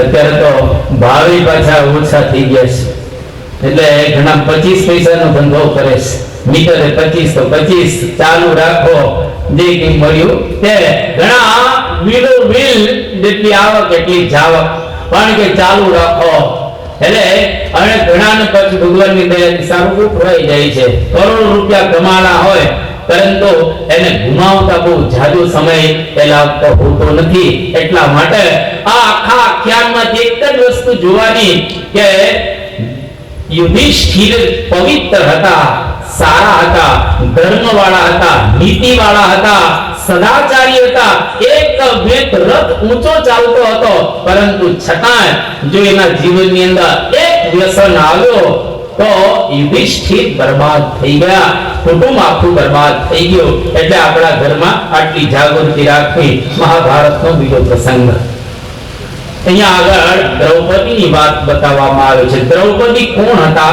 દ્રુપદ રાજાના પુત્રી હતા અને દ્રુપદ રાજા બહુ જબરદસ્ત પવિત્ર હતા અને બહુ પરાક્રમી પણ હતા એના રાજ્યની અંદર સમૃદ્ધિનો કોઈ પાર ન હતો અને આ દ્રૌપદી યાજ્ઞ સેની કહે છે એટલે કે યજ્ઞમાંથી પ્રગટ થયા હતા આ દ્રૌપદી અને પતિવ્રતા હતા 5 પતિ હતા પણ 5 પતિ સિવાય દ્રૌપદી કોઈ દિવસ ક્યારેય છઠ્ઠા પતિની એમને ઈચ્છા નથી રાખી અને એટલું જ નહીં પરંતુ દ્રૌપદીએ ક્યારેય સંકલ્પ પણ એવો ખરાબ કરેલો નથી આવા પવિત્ર હતા ભારતની 7 સતીઓ ગણાય એમાંના એક સતી દ્રૌપદી હતા અનન્ય કૃષ્ણના ભક્ત કેવા કૃષ્ણના ભક્ત હતા કહા કરે વેરી પ્રબળ સહાયક બલવીર 10,000 ગજબલ ઘટ્યો, ઘટ્યો ન 10 ગજ ચીર. જ્યારે દુશાસન દ્રૌપદીની લાજ લૂંટતો હતો એ વખતે ભગવાન કૃષ્ણચંદ્ર આમ વ્યસ્ત કરી અને હાથમાંથી ટાકા કાઢે છે. નીરજ ઊભી કરી દીધી ભગવાને ત્યાં આગળ. 10,000 હાથીનું બળ દુશાસનની અંદર હતો એ ઘટી ગયું, પણ 10 ગજની સાડી ઘટી નહીં, કારણ કે સહાયક બલવીર ભગવાને એના માટે આટલી જબરજસ્ત સહાય કરી. ભગવાન સાક્ષાત પધાર્યા દ્રૌપદીને માટે. અનન્ય કૃષ્ણની ભક્ત હતા દ્રૌપદી, મહાન ઉદાર હતા અને કેટલા પવિત્ર અને કેટલા દયાળુ દ્રૌપદી હતા. અહીંયા આગળ એક પ્રસંગ આવે છે કે મહાભારતનું યુદ્ધ જ્યારે પૂરું થઈ ગયું ત્યાર પછી અશ્વત્થામા ગુરુ દ્રોણાચાર્યનો પુત્ર એ બચી ગયો હતો અને પાંડવો પાંચે છાવણીની અંદર સૂતેલા હતા. આ અશ્વત્થામા જોવા જાય છે છાવણી. એમાં 5 પાંડવો જે સૂતા હતા એ લોકો ત્યાંથી ઊભા થઈ ગયા. કૃષ્ણ ભગવાન એને લઈ ગયા અન્ય તરફ અને એની જગ્યાએ એના 5 દીકરા પાંડવોના હતા એ પાંચે 5 દીકરાઓ ત્યાં આગળ સૂવે છે. અને એમાં બન્યું એવું કે એ 5 દીકરાઓ ત્યાં સૂતા હતા. અશ્વત્થામાએ વિચાર કર્યો કે દુર્યોધનને રાજી કરવાનો સમય આવ્યો છે, આ પાંચે 5 ને સૂતેલા જ મારી નાખો. રાતના સમયમાં અશ્વત્થામા આવ્યો અને પાંડવોના 5 છોકરાઓને દીકરાઓને સૂતેલા જોઈ અને એના હાથમાં ભયંકર અસ્ત્ર હતું અને પાંચે 5 ના મસ્તક એમને કાપી નાખ્યા, મારી નાખ્યા. હવે 5 છોકરાઓ મરી જાય એટલે એની માં કેવી રડે. અને સવારનો જ્યારે પહોર થયો દ્રૌપદી જાગ્યા, સમાચાર આપવામાં આવ્યા કે આજ રાત્રે છાવણીની અંદર અશ્વત્થામાએ 5 પુત્રની હત્યા કરી છે. ભયંકર રૂપન કરે છે દ્રૌપદી અને ત્યાં અર્જુન પ્રતિજ્ઞા કરે છે કે આવતીકાલે ગમે તેમ કરી અને અશ્વત્થામાને પકડી લાવીશ અને એનું મસ્તક હું કાપી અને દ્રૌપદીને બતાવીશ. જ્યારે અશ્વત્થામા નીકળી ગયો હતો અને અર્જુન એની પાછળ જાય છે. અશ્વત્થામાને પકડી લીધો, પકડીને દ્રૌપદીની પાસે એને લાવવામાં આવે છે અને મસ્તક કાપવાની જ્યાં શરૂઆત કરે છે એ વખતે દ્રૌપદી મહાભારતમાં બહુ સુંદર બોલે છે. ભાગવતમાં પણ દ્રૌપદીના શબ્દો કેટલા પવિત્ર દ્રૌપદી હશે કે મુચ્યતામ એષ બ્રાહ્મણો નિતરામ ગુરુ. ધ્યાન છોડી દો, કારણ કે આ ગુરુનો પુત્ર છે, બ્રાહ્મણનો પુત્ર છે. ગુરુ દ્રોણાચાર્યના ગુરુ હતા. આ ગુરુના પુત્રને આપણે મરાય નહીં, પવિત્ર બ્રાહ્મણ કહેવાય. એટલે આપણે એને મારવો નથી, તમે એને છોડી દો. એ કે આપણા 5 પુત્રને મારી નાખ્યા છે, એને થોડોક છોડાય. એ કે ભલે આપણા 5 પુત્ર મરી ગયા, એ હવે પાછા આવવાના નથી, નક્કી છે. પણ આની માતા કૃપી, દ્રોણાચાર્યના ધર્મપત્ની કૃપી, આ જે મને અત્યારે વેદના થાય છે મારા 5 પુત્ર મરી ગયા એની, તો આની માને પણ વેદના તો થાય ને, મારી નાખો તો. એટલા માટે આને તમે મારતા નહીં, રહેવા દો. અને મુચ્યતામ બ્રાહ્મણો નિતરામ ગુરુ એમ કહે છે દ્રૌપદી. આખા મહાભારત અને ભાગવતની અંદર વિદ્વત જગતમાં દ્રૌપદીના ખૂબ વખાણ કરવામાં આવ્યા. કેમ તો કે આવી પવિત્ર બાઈ, આટલી દયાળુ, અને એને છોડી દીધો આ અશ્વત્થામાને, ખરેખર અદ્ભુત કહેવાય. તો આવા દ્રૌપદી હતા, છતાં પણ દ્રૌપદીના જીવનમાં દુઃખ આવ્યું. એનું કારણ શું? કારણ એટલું જ કે પાંડવો અને કૌરવો, પાંડવો એ ઇન્દ્રપ્રસ્થની અંદર રાજ કરતા હતા, અર્ધુરાજ આપી, અને કૌરવો હસ્તિનાપુરની અંદર રાજ કરતા હતા. ઇન્દ્રપ્રસ્થ એટલે અત્યારનું આગ્રા, જ્યાં આગળ તાજમહાલ છે, આગ્રા, ત્યાં આગળ પાંડવો રાજ કરતા હતા. મય દાનવ એક સરસ સભા મંડપ બનાવેલો હતો, એટલો અદ્ભુત સભા મંડપ હતો. એમાં આમ કોઈ પ્રવેશ કરે, પાણી હોય ત્યાં સ્થળ દેખાય અને સ્થળ હોય ત્યાં જળ દેખાય, આવું એને સરસ બનાવેલું. અને દુર્યોધન ડરતો હતો કારણ કે પાંડવો ખૂબ સમૃદ્ધ બની ગયા હતા. એટલે એક વખત દુર્યોધન આ સભામંડપ જોવા આવ્યો કે કેવો બનાવ્યો છે, અને શરૂઆતમાં જોયું તો પાણી લાગ્યું એને, પણ પાણી નહોતું, સ્થળ હતું.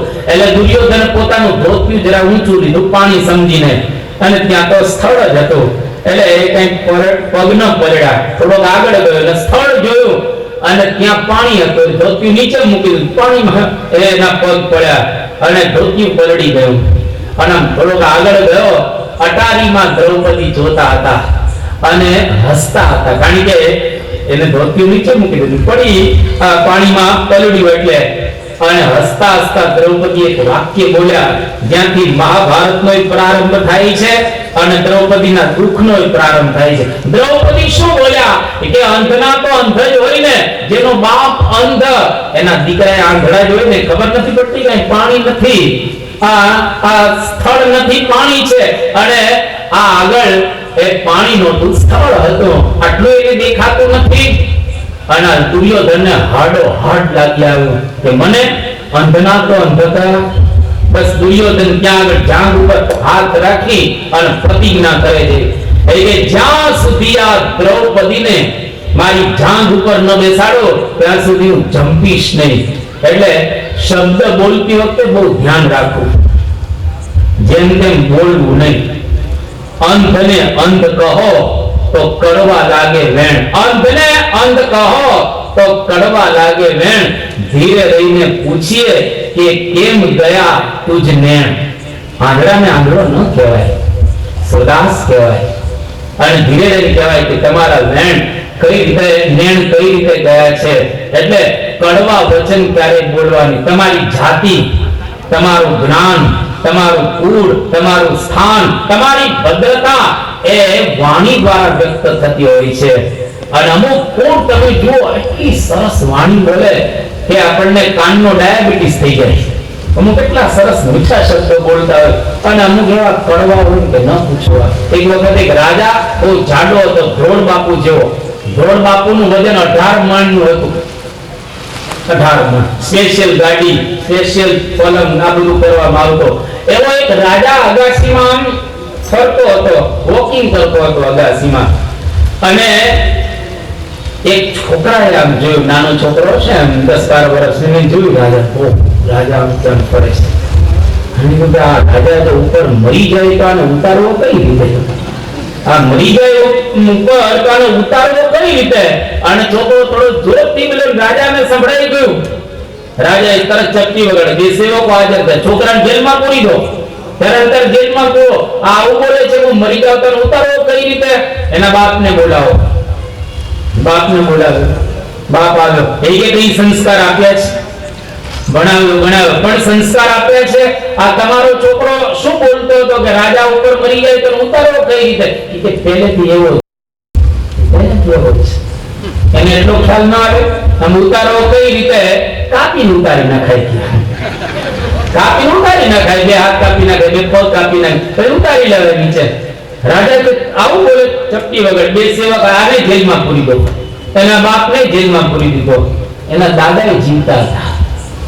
દાદાને બોલાવો. દાદાને બોલાવવામાં આવ્યા. એ કે કઈ સંસ્કાર આપે છોકરાઓ, બોલતા શીખવાડ્યું છે, કઈ રીતે બોલવું, મોટા માણસની રીતે સાથે કઈ રીતે વાર્તાલાપ કરવો. એ કે પણ શું થયું રાજાજી, વાત તો કરો. એ કે તમારો દીકરાનો દીકરો હું જ્યારે વોકિંગ કરતો ત્યારે બોલતો હતો. એ કે રાજા ઉપર મરી જાય તો ઉતારવો કઈ રીતે, આવી રીતે બોલે છે. એ કે એવું જ છે, નાનપણથી જ એમાં બરાબર નથી સંસ્કાર. મારો દીકરો તો, એ કે તમારા દીકરાએ એવું કહ્યું કે આને ઉતારવો હોય તો કાપીને ઉતારે, આવા સંસ્કાર આપે છે. એ કે બે એવા છે, ખબર જ નથી પડતી. ઉતારવાની જરૂર નહીં, અહીં નહીં હળગાવી દેવાય. તારવાની શું જરૂર, નહીં હળગાવી દેવાય તે ઉપર. એને જેલમાં પૂરી દીધો. એ કે 3 પેઢી આવી. જો બાપ, બેટો અને એનો બેટો. એટલે આપણે કહીએ છીએ ને કે બાપ એવા બેટા અને વડ એવા બેટા. એટલે જેવો બાપ હોય ને એવા જ બેટા. એક વખત એક છોકરો આવું કંઈક સંસ્કાર ગામ છે, અહીંયા આગળ લીમડા છે, પણ અમુક સંસ્કાર આંબા હતા. આંબા ઉપર આમ ચોરી કરવા માટે આવ્યો બગીચામાં એક છોકરો. અને ચોરી કરતો હતો, માળી મળી ગયો, હે નીચે ઉતર, ચોરી કરે છે. અને ચોરી પકડી લીધો છોકરાને, ચાલ તારા બાપુજીની પાસે. આવી નાની ઉંમરે ચોરી કરવા લાગ્યો, ખબર પડે છે, અને લઈને જતો હતો. કે આમ ક્યાં જાવ છું? તારે ઘરે જાઉં છું. તારા બાપને બતાવવા. કે આમ ચાલો. કે કેમ? તો બીજા આંબા પર મારા બાપુજી છે. ભેગા થઈને આવેલા ચોરી કરવા. એક વખત એક ભાઈ નો છોકરો આમ પેલા ગામડાની અંદર નાના નાના પૈડા ફેરવે ને એ ફેરવતો હતો. આમ થોડો મોટો થઈ ગયેલો, લગભગ આમ કહીએ ને કે 15, 16, 17 વર્ષનો. હવે આટલો બધો ઢાંગો થઈ ગયો એટલે હારું ન લાગે ને, એટલે પેલા 15, 17 વર્ષનો થઈને નાના નાના પૈડા ફેરવે. ચાલ તારા બાપુજી પાસે. અને એના બાપુજી પાસે લઈ ગયા, ટાયર ફેરવતા ફેરવતા આવ્યા. આવા એટલે સમાજની અંદર બાપ એ પોતાના દીકરાઓને આવા સંસ્કાર આપતા હોય છે. ટૂંકમાં અહીંયા આગળ દ્રૌપદી તમે જુઓ વચનમાં એને ધ્યાન રાખજો. એટલા માટે વાણી નિષ્ઠ બોલ. એક વખત એક દૂત હતો, રાજાનો દૂત એક રાજ્યની અંદર ગયો અને રાજાને સંદેશો આપવા માટે દૂત ગયો હતો આ રાજમાંથી. અને પેલા રાજાને સંદેશો આપ્યો, જે કંઈ કહેવાનું તો કહી દીધું. પછી પેલા રાજાને થયું કે દૂતને આપણે કંઈક પૂછીએ તો ખરા. એટલે દૂતને પૂછ્યું કે તમારા રાજામાં અને મારામાં શું અંતર છે? તારો રાજા અને હું એ બે વચ્ચે તને શું લાગે છે?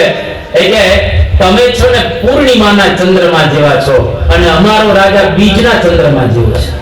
એ કે વાહ, મને પૂર્ણિમાના ચંદ્રમા જેવો કહો. એટલે દૂતને ભેટ આપી દે છે. તો એને ભેટ આપી અને 1 લાખ જે સોના મોહરો એને આપવામાં આવે છે. એ કે વાહ, તે મને પૂર્ણિમાના ચંદ્રમા જેવો કહો એટલે 1 લાખ સોના મોહરો તને ભેટ આપું છું. અને પોતાના રાજમાં આવ્યો જ્યારે આ દૂત, એટલે એના રાજાને સારું ન લાગે ને, કારણ કે બીજના ચંદ્રમા જેવો કહો ને પેલા પૂર્ણિમાના ચંદ્રમા જેવો કહો. એટલે રાજાએ કહ્યું કે તે મને કેમ બીજના ચંદ્રમા જેવો કહો? કે રાજા જુઓ, પૂર્ણિમાનો ચંદ્ર અને બીજનો ચંદ્ર આ બેમાં અંતર શું છે? પૂર્ણિમાનો જે ચંદ્ર હોય એ પછી વધે નહીં કોઈ દિવસ, એવો ને વળે. પણ બીજનો ચંદ્રમા છે ને હંમેશા વૃદ્ધિ પામતો જાય. પેલો રાજા સ્થિર થઈ ગયો છે અને તમારી હંમેશા માટે આમ વૃદ્ધિ થયા કરે છે. એટલે આ રાજા ખુશ થઈ ગયો. પેલી બાજુથી લાખ મળ્યા અને આ બાજુથી ને લાખ મળ્યા. એટલે અમુકની વાણી એવી સરસ હોય ને, બે બાજુથી ઇનામ મળતા હોય છે. એટલે આપણી વાણી એવી વાપરવી, દ્રૌપદી જેવી ન વાપરવી, પણ એકદમ મિષ્ટ વાણી વાપરવી. એક વખત એક વણકર કામડી વણતો હતો, સરસ ફર્સ્ટ ક્લાસ આમ કામડી વણી અને એ સારી તૈયાર થઈ ગઈ. એટલે રાજાને ભેટ આપવાની હતી અને પણ વાણી કટુ એકદમ હતી. અને જ્યારે વણતો હતો ત્યારે એની વાણી મીઠી થાય એમાં 1 મણ સાકર ખાઈ ગયો. બરો સંચો ચલાવે, સાકર ખાધા રાખે, વાણી મીઠી થાય એના માટે. અને પછી સરસ કામડી તૈયાર થઈ ગઈ એટલે રાજાને ભેટ આપી કે લો રાજાજી, આ કામડી તમારા માટે સરસ ભેટ હું લાવ્યો છું. રાજાએ કહ્યું કે આ કામમાં શું આવે? આમ તો શિયાળામાં ઓઢવામાં કામ ન આવે, પણ રાજાએ પૂછી ત્યારે કહ્યું કે આ કામમાં એ આવે, તમે જ્યારે મરી જાવ ને તો તમારી ઉપર ઢાંકવા કામ લાગશે. પેલા સેવકોનું કે ટોપ છે ને આપણે ત્યાં, હા છે ને, તો ટોપના નાળચિયાને ઉભો રાખો સામે અને ફોડો તો પેલા સામે ઉભો રાખો ને ટોપના ભડાકો કર્યો ત્યાં મરી ગયો. એટલે તમે જો મણેક સાકર ખાઈ ગયો પણ વાણી મીઠી થઈ નહીં. The tongue is a fire, ઇંગ્લિશમાં કહેવત છે. આપણી જીભ એ અગ્નિનું કામ કરે છે. सब धन को धन बचन है, सब धन को धन बचन है, बचन रत्न की खान, तुलसी तणे लोक की संपत्ति, रही बचन बीच माई.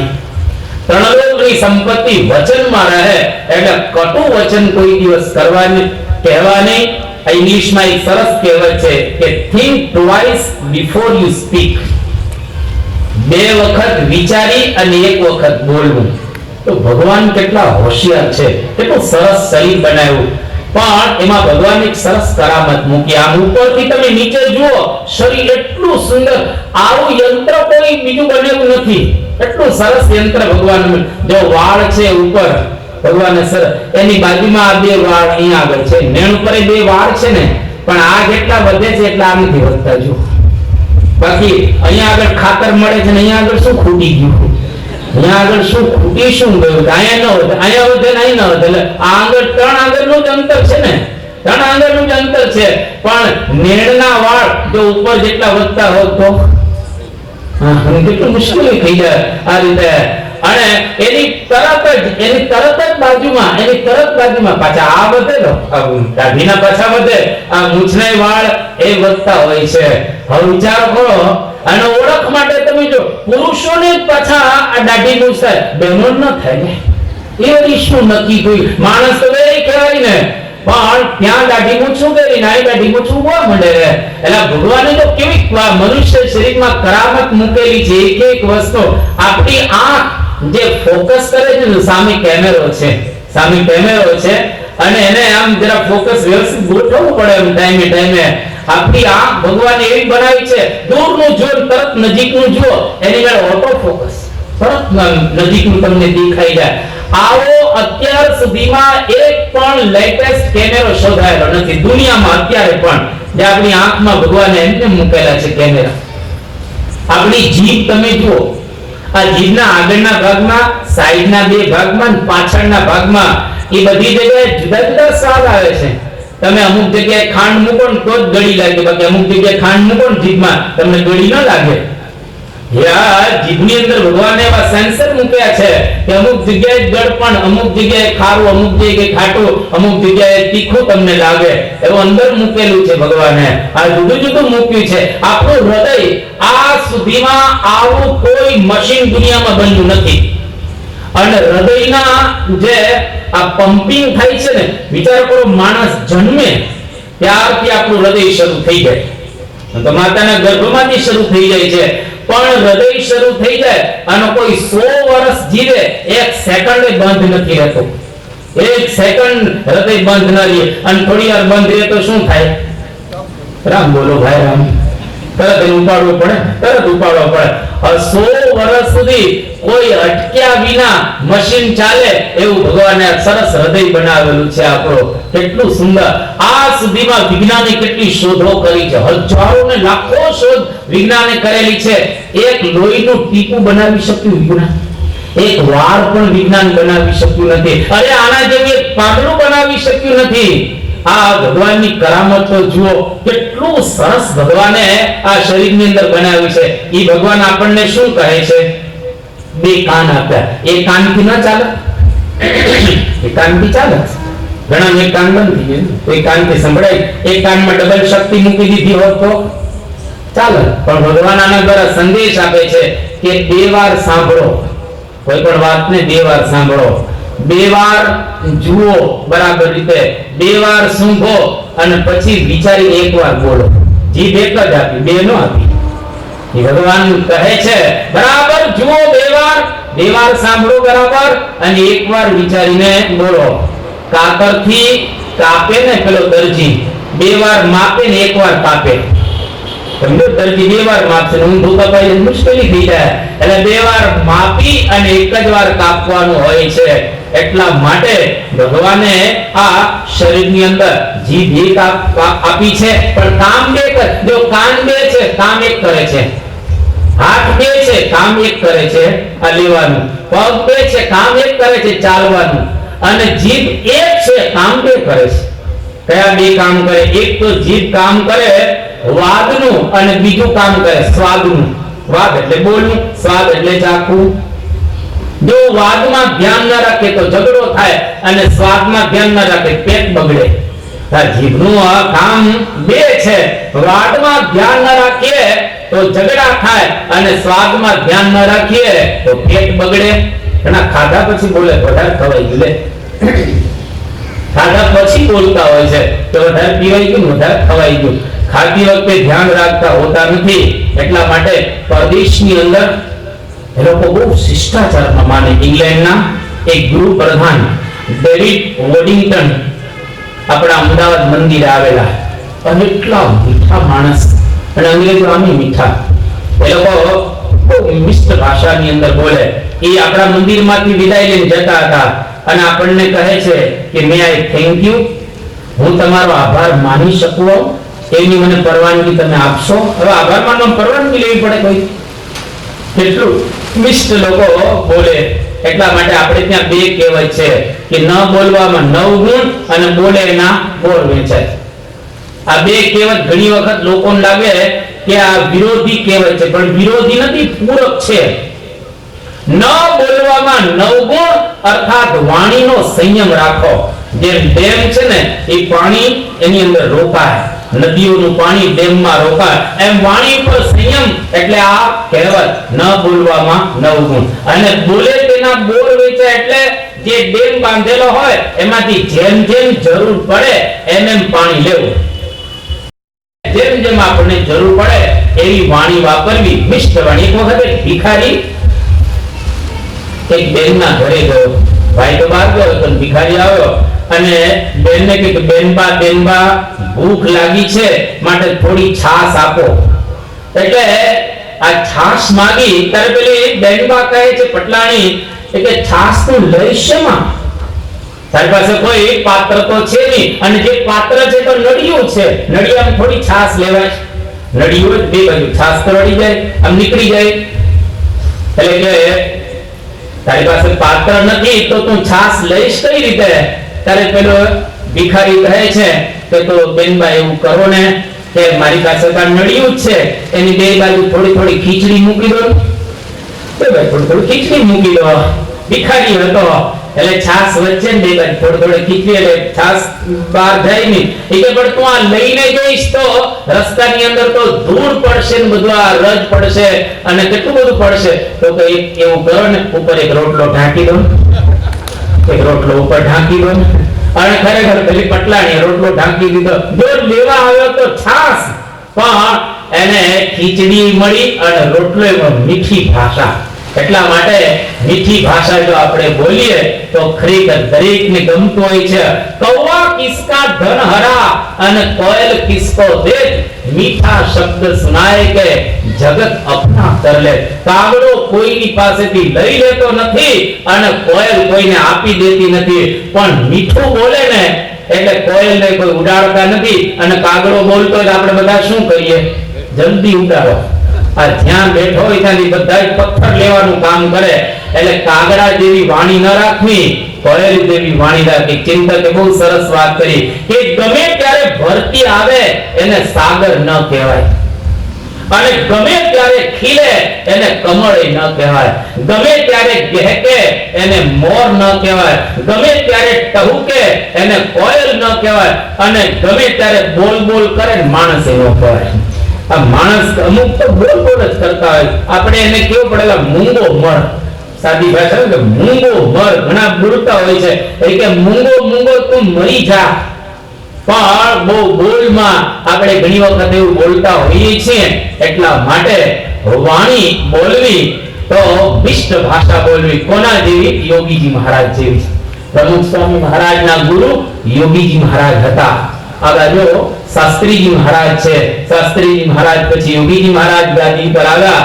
એટલી મીઠી ભાષા બોલતા યોગીજી મહારાજ. કોઈ પણ માણસ યોગી બાપાની વાણી સાંભળવાની રાહ જુએ. જ્યારે ગોંડલની અંદર યોગી બાપા હોય તો પેલો ટપાલી આવે તો દૂરથી કે ઓહો આવો આવો આવો આવો ટપાલી સાહેબ, પેલો ખુશ થઈ જાય. બાકી ટપાલીનો કોઈ સાહેબ કે યોગી બાપા એને સાહેબ કહે, આવો ટપાલી સાહેબ. પેલા બાળક કોઈ જુએ યોગી બાપા એને કહે આવો આવો બાળા રાજા.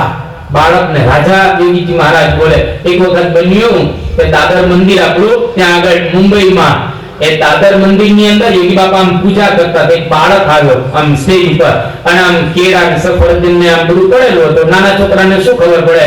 ત્યાં સ્ટેજ ઉપર ચડી અને કેળું લઈ અને છાલ એમને કાઢી અને ઘર ખાવા લાગ્યું. છાલ યોગી બાપા પૂજા કરતા હતા, આંખ નીચેલી હતી, ધ્યાન કરતા હતા, મૂક્યું ઉપર છાલ. એને યોગી બાપાને ખબર પડી ગઈ કે છાલ ઉપર મૂકી છે, કઈ થયું છે ઉપર.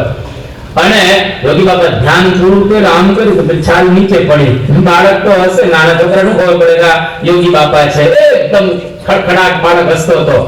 અને પેલા સ્વયંસેવક આવી ગયા અને પેલા બાળકને સ્ટેજ ઉપર નીચે લઈ જતા હતા. યોગી બાપા બોલું અહીં લાવો બાળક, અને એમ કરી નજીક બોલાવ્યો છોકરાને, અને એનો જમણો હાથ લઈ અને યોગીજી મહારાજ પોતાના મસ્તક ઉપર હાથ મુકાવે છે. અને બાળકને ઉદ્દેશીને યોગી બાપા બોલ્યા કે બાળા રાજા, તમે મને આશીર્વાદ આપો કે તમારા જેવી નિર્દોષતા મારી અંદર પણ એ આવે. આજો ભલા આવું બોલી ન શકે, એકદમ મિષ્ટ ભાષા યોગીજીમાં. અરે ગુલાબ થયા કાગ રણછોડજી મહારાજ અને આ પાંડુરંગ આઠવલેજી અને કેટલાય મુક્તાનંદ બાબા જેવા, ચિન્મયાનંદ સ્વામી જેવા, કાશિકાનંદ જેવા ધુરંધરો યોગીજી મહારાજ ના યોગમાં આવ્યા. એ લોકોને ભૂલી નથી શક્યા કે ખરેખર આ એક વિભૂતિ છે, એકદમ નિર્દોષ અને વાણી અતિશય મીઠી હતી યોગીજી મહારાજ. એટલે આપણે મીઠી વાણી ઘરમાં વાપરવી. ટૂંકમાં દ્રૌપદી જેમ ખરાબ બોલ્યા એમ ઘરની અંદર, અને ગાળો તો બોલવી જ નહીં. સુરતની ગાળે વખણાય છે, સુરતી ગાળ. સુરતનો દૂધપાક વખણાય, સુરતનું જમણ વખણાય, અને હવે સુરતનું કાપડ પણ વખણાય છે. બધું હીરા પણ સુરતમાંથી બહાર જાય છે, એમ સુરતની ગાળે વખણાય છે. અને તમે તો બધા એની સાથે જ કહેવાઓ ને, કારણ કે સુરતી સાથે તો નાતો આપણો ખરો જ. એટલે ઘરની અંદર એકદમ શાંત ચિત્તે રહેવું અને કોઈ પણ પ્રકારની ખરાબ ભાષા ઘરમાં ન બોલાય એનું ધ્યાન રાખવું. અહીંયા આગળ હવે બહુ સુંદર અહીંયા આગળ પ્રસંગ કહે છે કે કુંતા માતા, એ કુંતા માતાનો પુત્ર જેને સૂર્યપુત્ર કહેવામાં આવે છે, કર્ણ. યદુવંશની અંદર સૂર નામનો એક રાજા થયો. એ યાદવ હતો. પિતા યદુકુળની અંદર એનો જન્મ થયો હતો. એની પુત્રીનું નામ પૃથા. અને આ પૃથા નાની હતી ત્યારથી તપશ્ચર્યા કરવા માટે એ ગયેલી. અતિશય જ્યારે તપ કર્યું તો એ પૃથાની ઉપર દુર્વાસા ઋષિ બહુ રાજી થઈ ગયા અને આ પૃથાને આશીર્વાદ આપ્યા અને એક મંત્ર શીખવાડ્યો. એ કે તું જ્યારે આ મંત્રને યાદ કરીશ ત્યારે જે દેવતાને તું યાદ કરીશ એ દેવતા તારી પાસે આવશે અને એ દેવતા દ્વારા તને પુત્રની પ્રાપ્તિ થશે. એટલે તારો દીકરો દેવનો દીધેલો પુત્ર હશે અને એ બહુ પવિત્ર પુત્ર તારે ત્યાં ઉત્પન્ન થશે. દુર્વાસાને આશીર્વાદ આપ્યો. કુંવારા હતા પૃથા, લગ્ન તો હજુ થયા ન હતા. એ અવસ્થાની અંદર આ પૃથા કેતા કુંતી એને ઈચ્છા થઈ કે આ મંત્ર સાચો હશે ખોટો હશે, જરા તપાસીએ તો ખરા. એટલે એ કુંવારા હતા. એ સમયની અંદર સૂર્યનારાયણનું આહવાન કર્યું. સૂર્યનારાયણ પોતે મનુષ્યનું શરીર ધારણ કરીને આવ્યા. હવે એક વખત આહવાન થઈ ગયું એટલે એમને તો પાછા જાય નહીં અને સૂર્યનારાયણ દ્વારા આ પૃથા એટલે કે કુંતી એમને એક પુત્રની પ્રાપ્તિ થાય છે. અને જે પુત્રની પ્રાપ્તિ થાય એ પુત્રનું નામ કર્ણ. કુંવારા થયેલા પુત્ર. સૂર્યનારાયણ આશીર્વાદ પણ આપે છે કે તું એવી ને એવી પાછી કુંવારી રહીશ. કુંવારાપણામાં જરા પણ ફેરફાર નહીં થાય, હું તને આશીર્વાદ આપું છું. હવે આ પરણેલા તો હતા નહીં તો પુત્રને રાખવો કઈ રીતે? સમાજમાં સારું પણ ન લાગે એટલે પેટીમાં ભરી આ છોકરાને નદીના પ્રવાહમાં મૂકી દીધો એને. અને તણાતો આ પુત્ર એક સૂત દંપતીને મળે છે અને દંપતીને પુત્ર ન હતો એટલે એને આ પુત્ર પ્રાપ્ત થયો. ખુશ થઈ ગયા, એને ઉછેરીને મોટો કરે છે આ પુત્ર. અને આ તો તેજસ્વી હતો. સૂર્યનારાયણ નો આ પુત્ર હતો. અતિશય તેજસ્વી ભગવાન પુત્ર થાય છે, પણ સૂતના ઘરે ઉછરેલો એટલે કે શૂદ્રના ઘરે ઉછરેલો હતો. તો સૂર્યનો પુત્ર પણ આ સૂતના ઘરે ઉછરેલો હતો એટલે એને સૂતપુત્ર કહેવામાં આવે છે. અને એ ધીરે ધીરે પછી મોટો થાય છે અને એની કથા ખૂબ વિસ્તારપૂર્વક બતાવવામાં આવે છે. પરંતુ એ કર્ણ કુંતીનો પુત્ર હોવા છતાંય એ પાંડવોની સામે પડ્યો અને એનું ઘણું બધું અહીંયા આગળ ચરિત્ર બતાવ્યું છે કે કર્ણના જીવનમાં ખૂબ દુઃખ આવ્યા.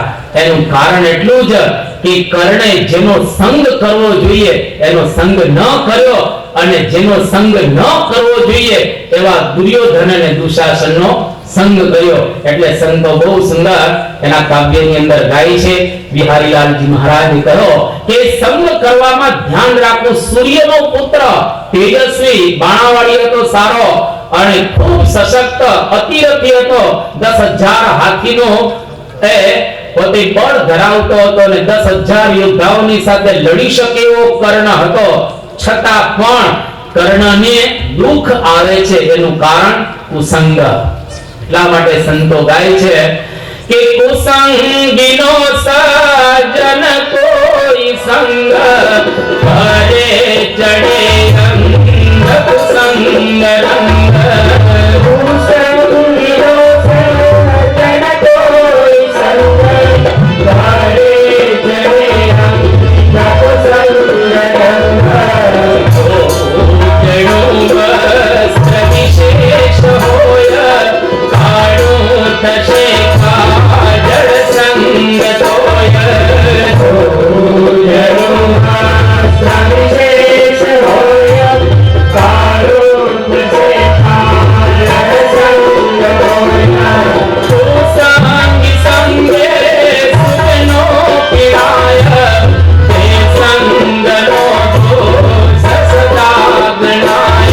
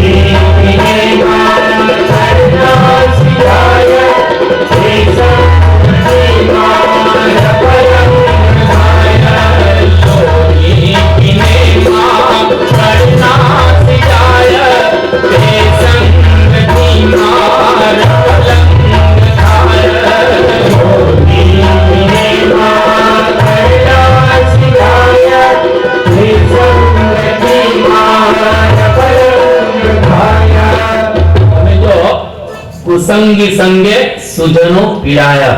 સારા માણસો પણ ખરાબ સંગની અંદર રહેવા લાગે તો એની પીડા થાય. તમારા ખાટલામાં માકડ પડે તો ઘણા ખાટલાને પછાડતા હોય છે. માકડ તો ક્યારનો ભાગી ગયો હોય છે, પણ માકડના સંગે માર કોને પડે છે? પલંગને. એટલે કોઈ વખત આપણે ભલે ને સારા હોઈએ પણ ખરાબના સંગમાં રહીએ તો આપણને માર પડતો હોય છે.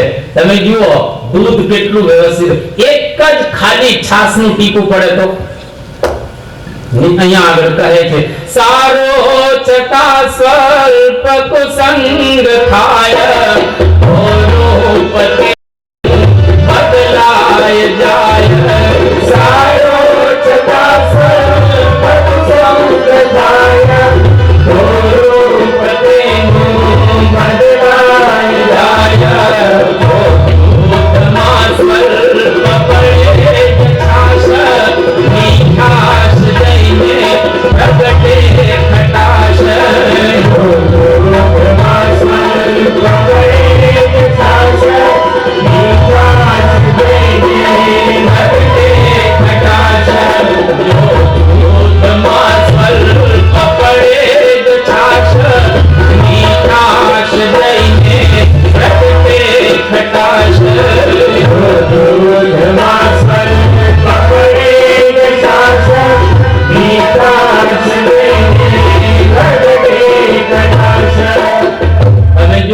કેટલું સરસ દૂધ મીઠું હોય પણ એક જ ટીપું પડે છે એટલે ક્યારેય કુસંગ કરવો નહીં.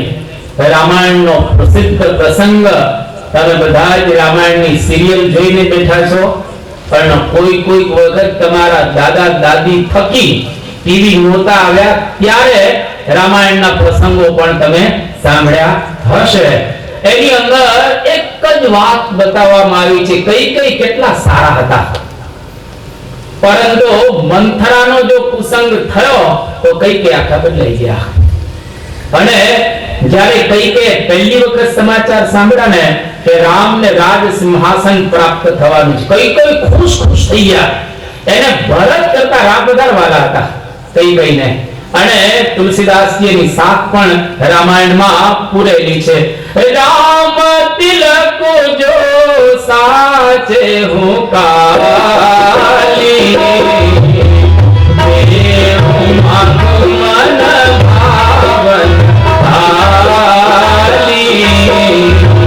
રામ તિલક જો સાચે હું કાલી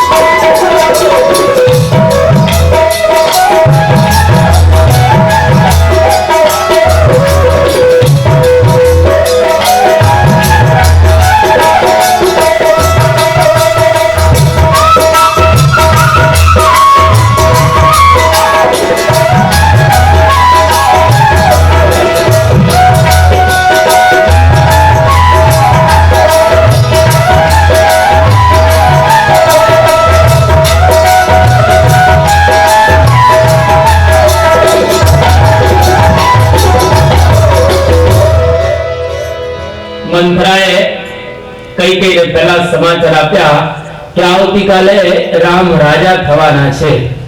કઈ કેટલા સુંદર શબ્દો કહે છે કે જો ખરેખર આ વાત સાચી હોય તો તું જે માંગે એ હું તને આપીશ, જા.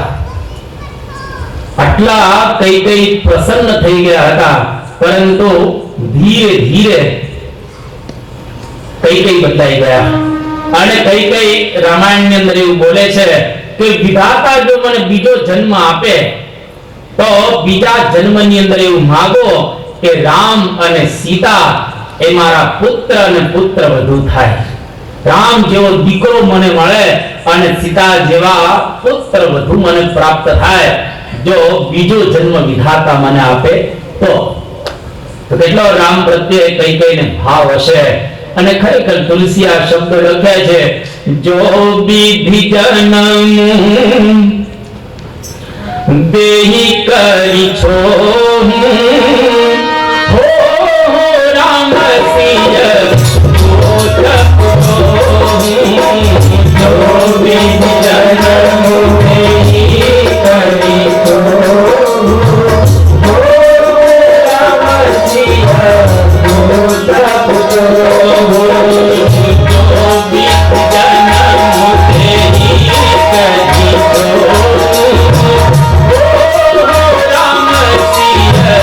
Oh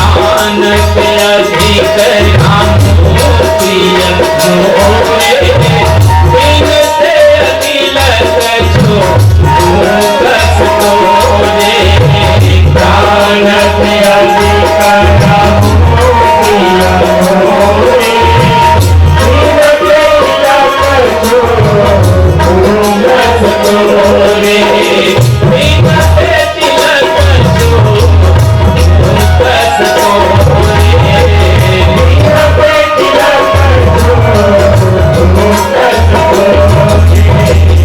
આટલા એકદમ પવિત્ર કઈ કઈ હતા, પરંતુ છતાંય મંથરાનો કુસંગ લાગ્યો એટલે કઈ કઈ આખા બદલાઈ ગયા. શું બદલાઈ ગયા એ તમને ખબર છે? એકના બે ન થયા અને રામને 14 વર્ષનો વનવાસ આપ્યો. એટલે કોઈ દિવસ ખરાબ સંગમાં ક્યારે રહેવું નહીં અને મંથરા જેવાનો તો સંગ ક્યારે રાખવો જ નહીં. ચોર, પાપી, વ્યસની નામ સંગ પાખંડી નામ તથા કામી નામ ચન કર્તવ્યો જનવંચન કર્મણામ. આ બહુ સુંદર ભગવાન સ્વામિનારાયણ શિક્ષાપત્રીમાં વાત કરી છે. ચોરનો સંગ ન કરવો, પાપીનો સંગ ન કરવો, વ્યસનીનો સંગ ન કરવો, પાખંડી માણસનો સંગ ન કરવો, કામી પુરુષનો સંગ ન કરવો અને કોકને છેતરતો હોય ને એનો સંગ ન કરવો. આ 6 સંગથી બચી જવું.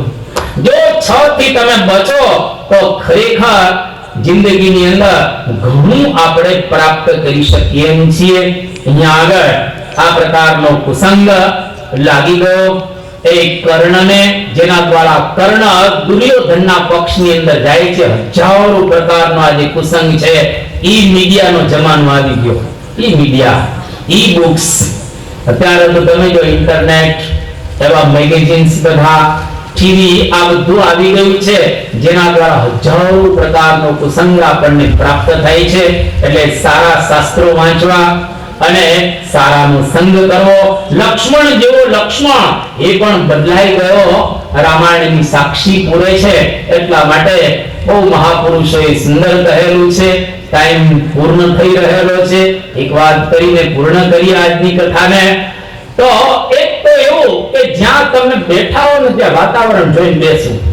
વાતાવરણ જોઈને બેસવું, ગમે ત્યાં બેસવું નહીં, એકલા રહેવું, ઘરમાં બેસવું, પણ ગમે તે જગ્યાએ જવું નહીં અને એમાં ખરાબ જગ્યા તો કોઈ દિવસ લેવી નહીં.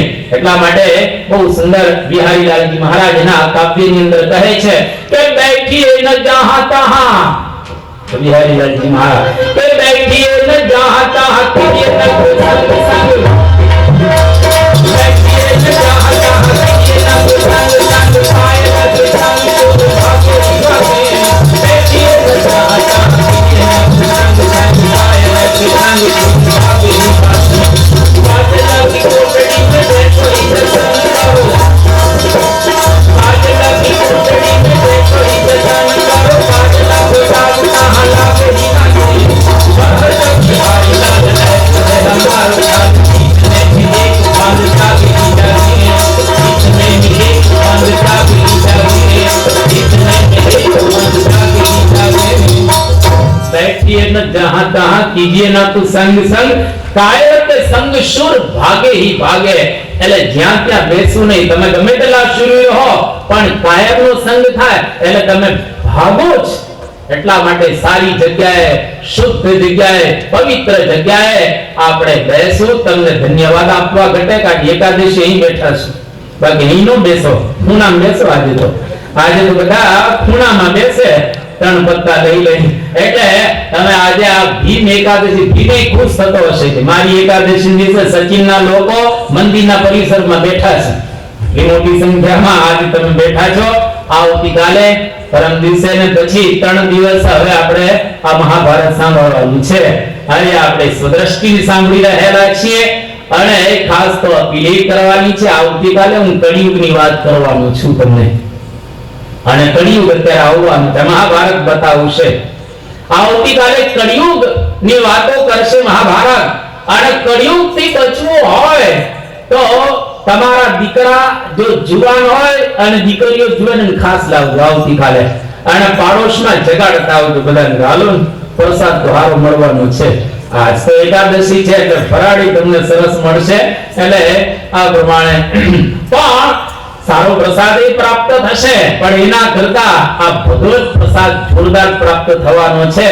કળિયુગમાંથી કઈ રીતે બચવું, એટલે જુવાન દીકરાને દીકરીઓને કાલે ખાસ ઢંઢોળી એ લોકોને કદાચ સુવાની ઈચ્છા થઈ તો એટલું કહેજો કે આવતીકાલે સુવાનો પ્રોગ્રામ સચિન મંદિરમાં રાખવામાં આવ્યો છે, ભલે અહીંયા આગળ સુઈ જાય કઈ વાંધો નહીં, અને બે ચાર જોકા ખાય તો કઈ વાંધો નહીં આવે તમને જોકા, કારણ કે પવન એ સરસ છે, અહીંયા આગળ સંગીતની ટીમ સારી છે, એટલે જોકા તમને આવવા નહીં દે, પણ કદાચ એકાદું જોકું આવી જાય તો એની ચિંતા ન કરતા, પણ અહીંયા આગળ આ જો આપણે બેસીશું તો જાગીશું, ઘરે બેસીશું તો કોઈ જગાડવા આવવાના નથી, એટલા માટે દુનિયા આખી મોહમાં સૂતેલી છે અને જાગવા માટેનો આ કાર્યક્રમ રહેલો છે. ઉઠ જાગ મુસાફિર ભોર ભયો અબ રૈન કહાં, જો સોવત હૈ સો ખોવત હૈ, જો જાગત હૈ સો પાવત હૈ. આ પ્રમાણે આપણા મહાપુરુષો કહે છે. તો આ મહાભારતની કથાને આપણે અહીંયા આગળ વિરામ આપીએ છીએ. 2 મિનિટ થશે, ત્યાર પછી જાહેરાત થશે અને અહીંયા આગળ હારતોરા થશે, અને ત્યાર પછી આપણે બધા શાંતિથી અહીંયા આગળ જશું, અને બધાને જ્યારે વિદાય મંત્ર બોલવામાં આવે ત્યાર પછી આપણે બધા વિદાય લઈશું, અને અહીંયા આગળથી જાહેરાત કરવામાં આવશે કે હવે આપ બધા વિદાય લઈને જાઓ, ત્યારે આપણે અહીંયા આગળ વિદાય લઈશું. 2 મિનિટ ધૂમ બોલાશે, ત્યાર પછી આગળનો પ્રોગ્રામ આપણે માણીશું. સ્વામી નારાયણ નારાયણ